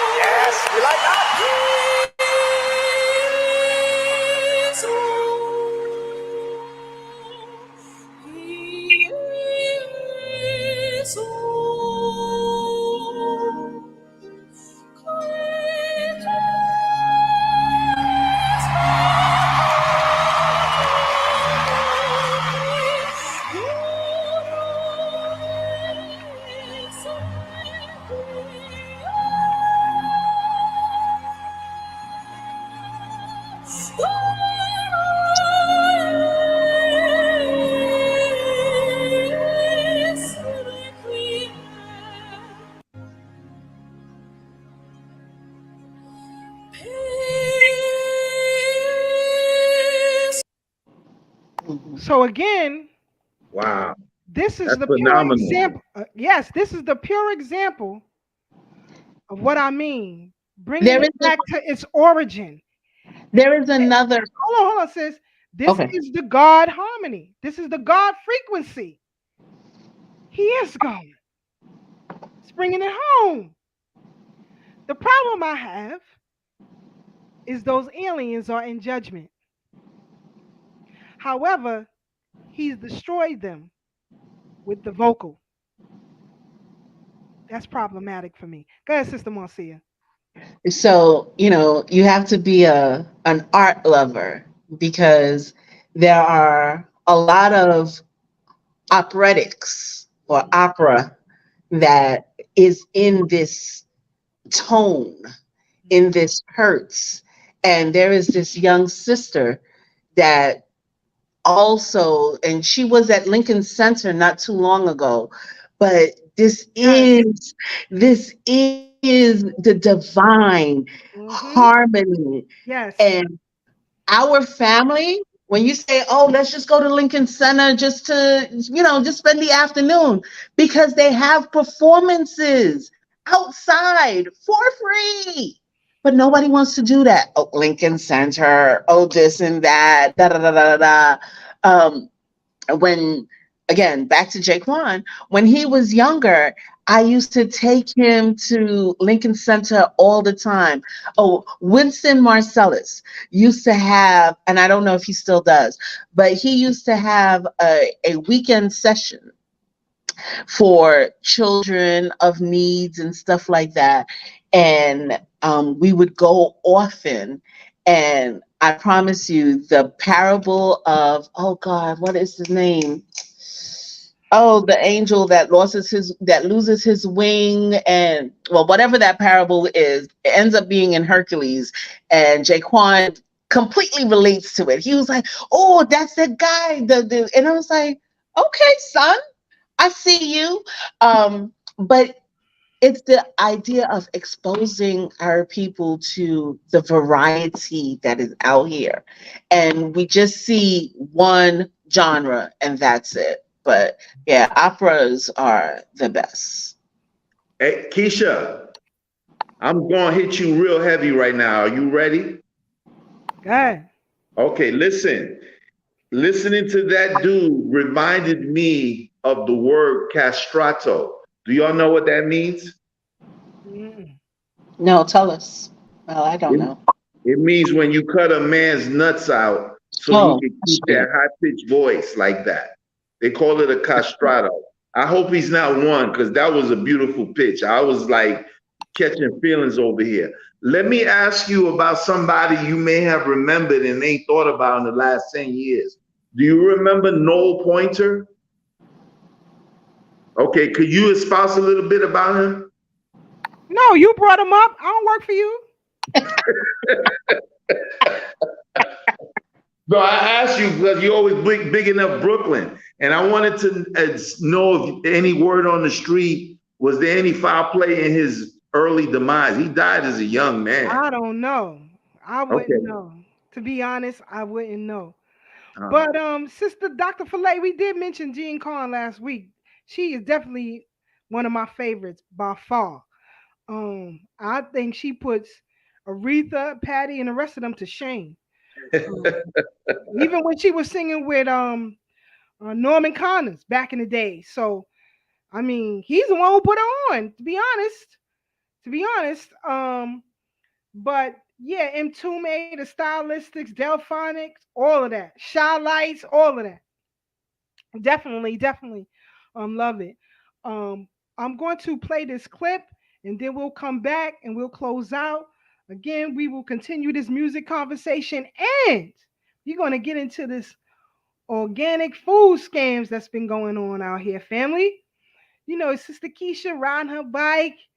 You never know what you're going to see in these streets. So it prompted me to start looking into some things, right? And we got a lot to discuss next week. It's going to be fire.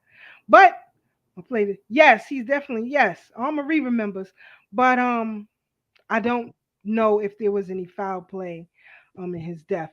But you guys can check this out at your leisure. If you want to, this is just the trailer for Love of Country, and I'm gonna play it. It's a minute long, and we'll come back.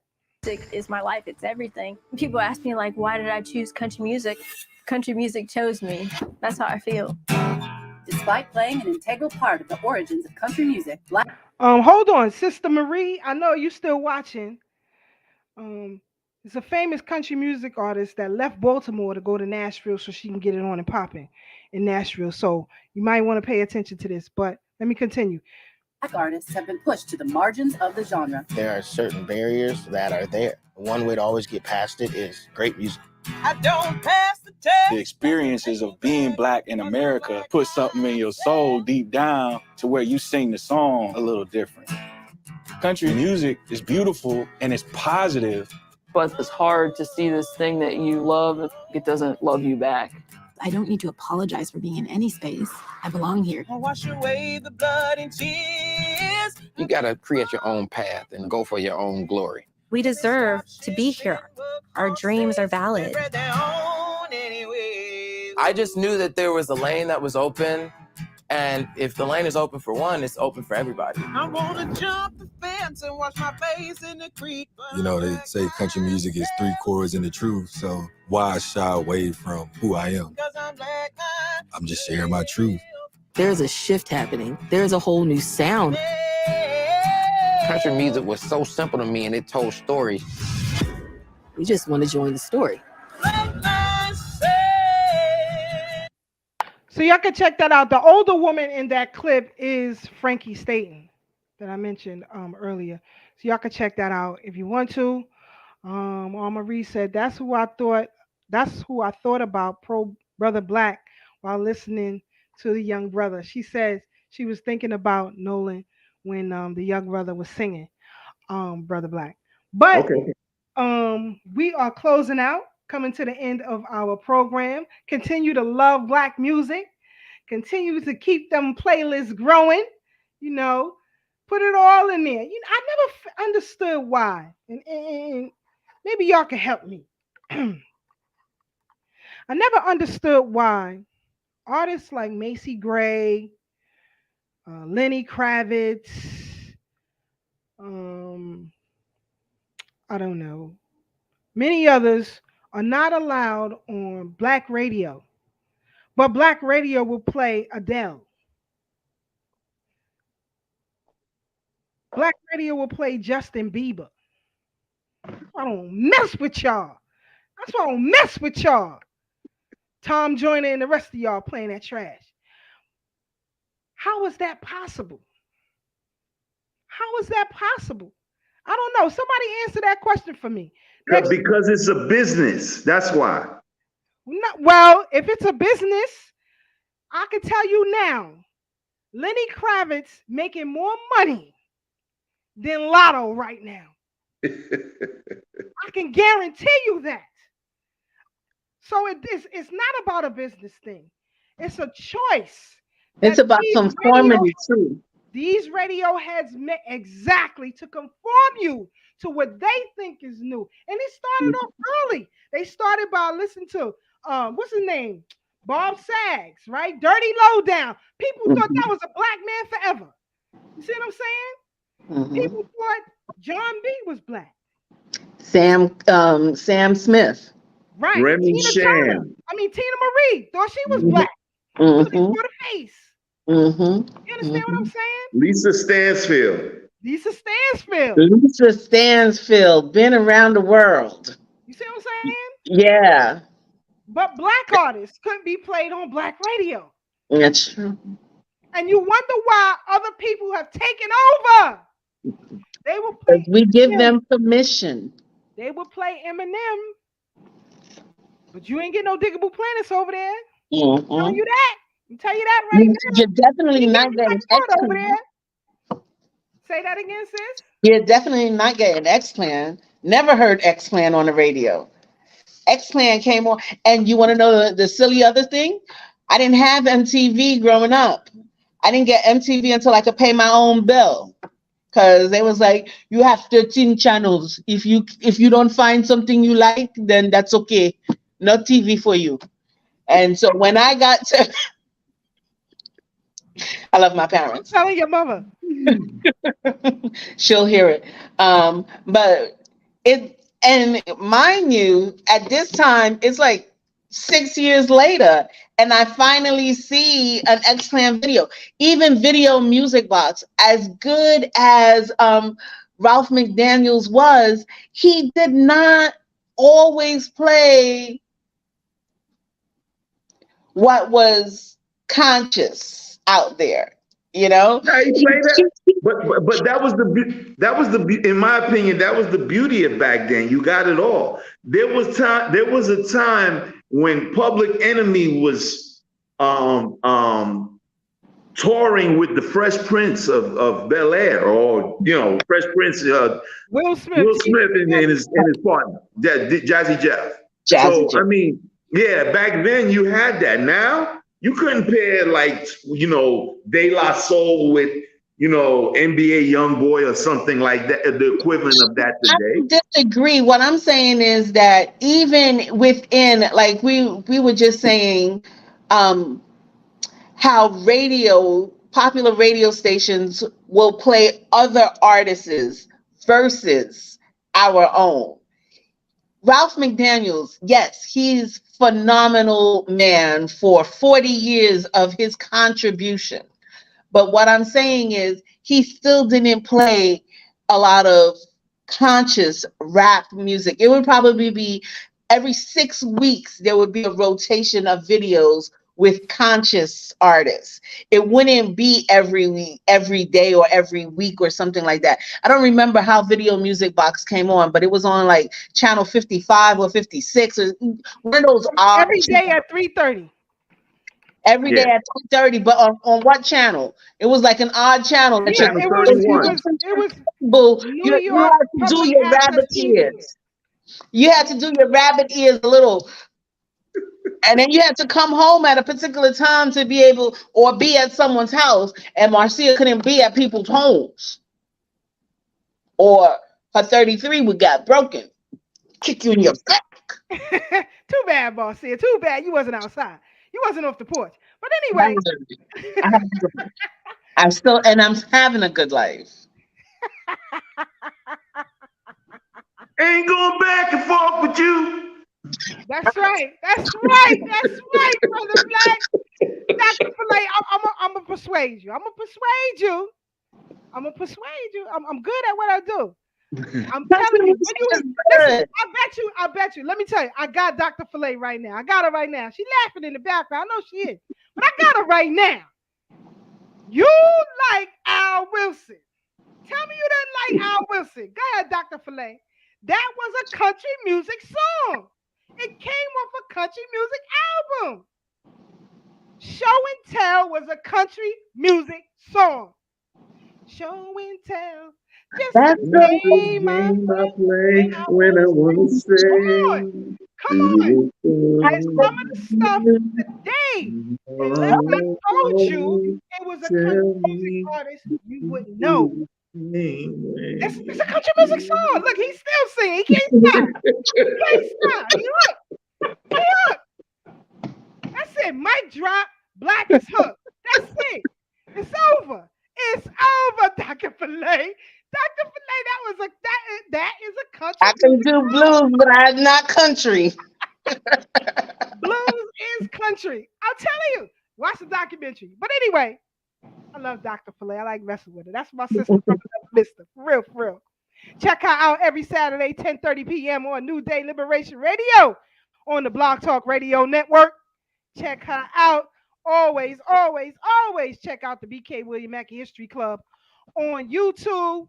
And I'm definitely reposting. Brother Kev, he said back then we had variety. Sometimes it was conscious, and sometimes it was straight hood. Yeah, you got Big Daddy Kane, you had De La Soul, you had everything mixed in. But my favorite, Special Ed. Special Ed was my favorite. Remember when he was on the Cosby Show? Yeah. Rudy tried to get into this concert. Special ed was my favorite. Yes. So definitely appreciate y'all each and every week tuning in with us. Have a safe weekend. Please be safe out here. K Fighter animation is back. I'm back in full effect.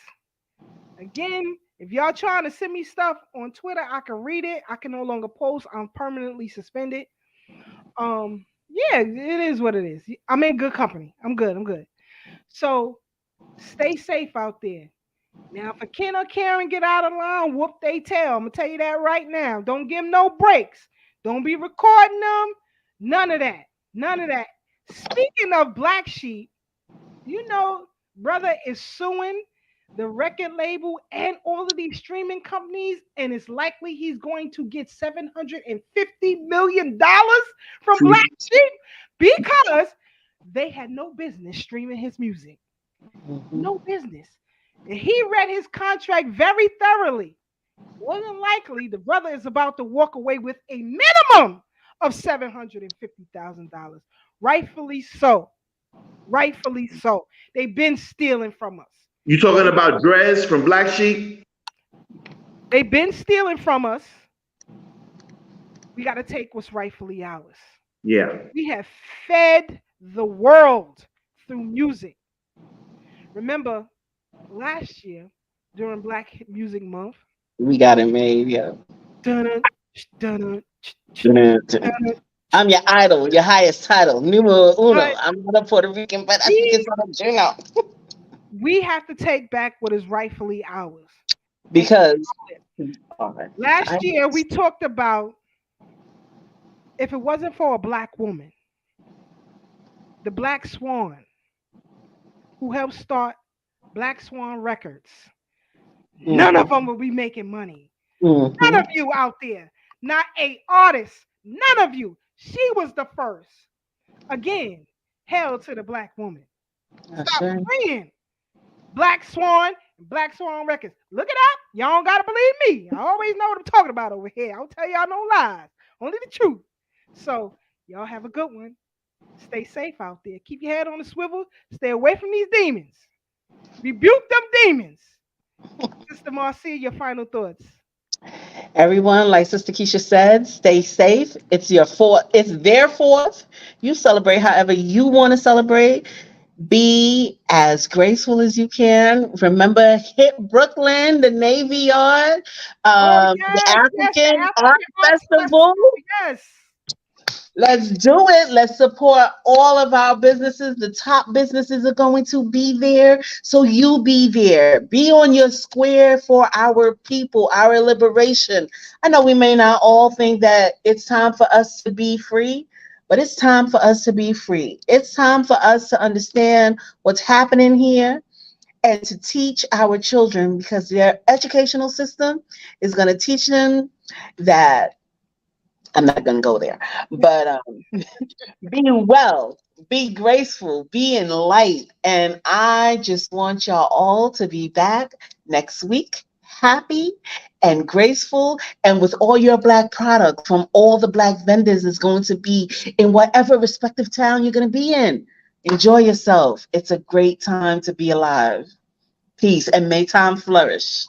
Yes, indeed. Yes, indeed. Brother Blacksmith, your final thoughts. Yeah, I got a little something to say, y'all. Thank y'all, sisters, for sharing the show with me. Very beautiful show. I learned a lot. I'm gonna try to teach y'all a little something before I get up out of here tonight. That wind and that fiery smoke that was hanging in New York earlier this month, and now over in the Midwest, over toward the lake cities, Chicago, Milwaukee, Detroit, and all those lake cities up there, where they say it's the same thing. There's no fires burning in Ontario. All of them are coming toward the States. Note that they're going toward the population centers. And what this means is that red iron oxide dust that they trying to front and say is chemicals or excuse me, forest fires and stuff like that, which is an analogy for false flags, forest fires, FF. Now, I'm not saying it's not happening, but the people up there saying it's smelling like chemicals and stuff like that. And people that have lived, I saw a video earlier in particular, the dude was in Ohio, and he said he's been living in Ohio for 50 years, and he's never, ever been affected by what's supposed to be fires coming down to where they're at. So this is all mess. Is that red iron oxide dust is going to help us, and it's going to start getting rid of a lot of them. We're not going to have to lift up an arm, but like Sister Keisha said, you run into a Karen or a Brad, take care of that. You know what I'm saying? Don't hesitate, because, you know, that 1 second of hesitation, like Dr. John Henry Clark used to always say, could get you to be a victim of a real gangster. We've seen the examples lately. I don't want to take too much time up. Much love to everybody. Peace, love, and respect to all of you. I hope you feel the same way for me when we encounter each other. And I give it back to my sister Keisha. Peace and good night, y'all. Good night, family. Y'all stay safe out there. And again, remember the history of the International African Arts Festival. We talked about this 2 weeks ago. It came out of an organization in Brooklyn called the East.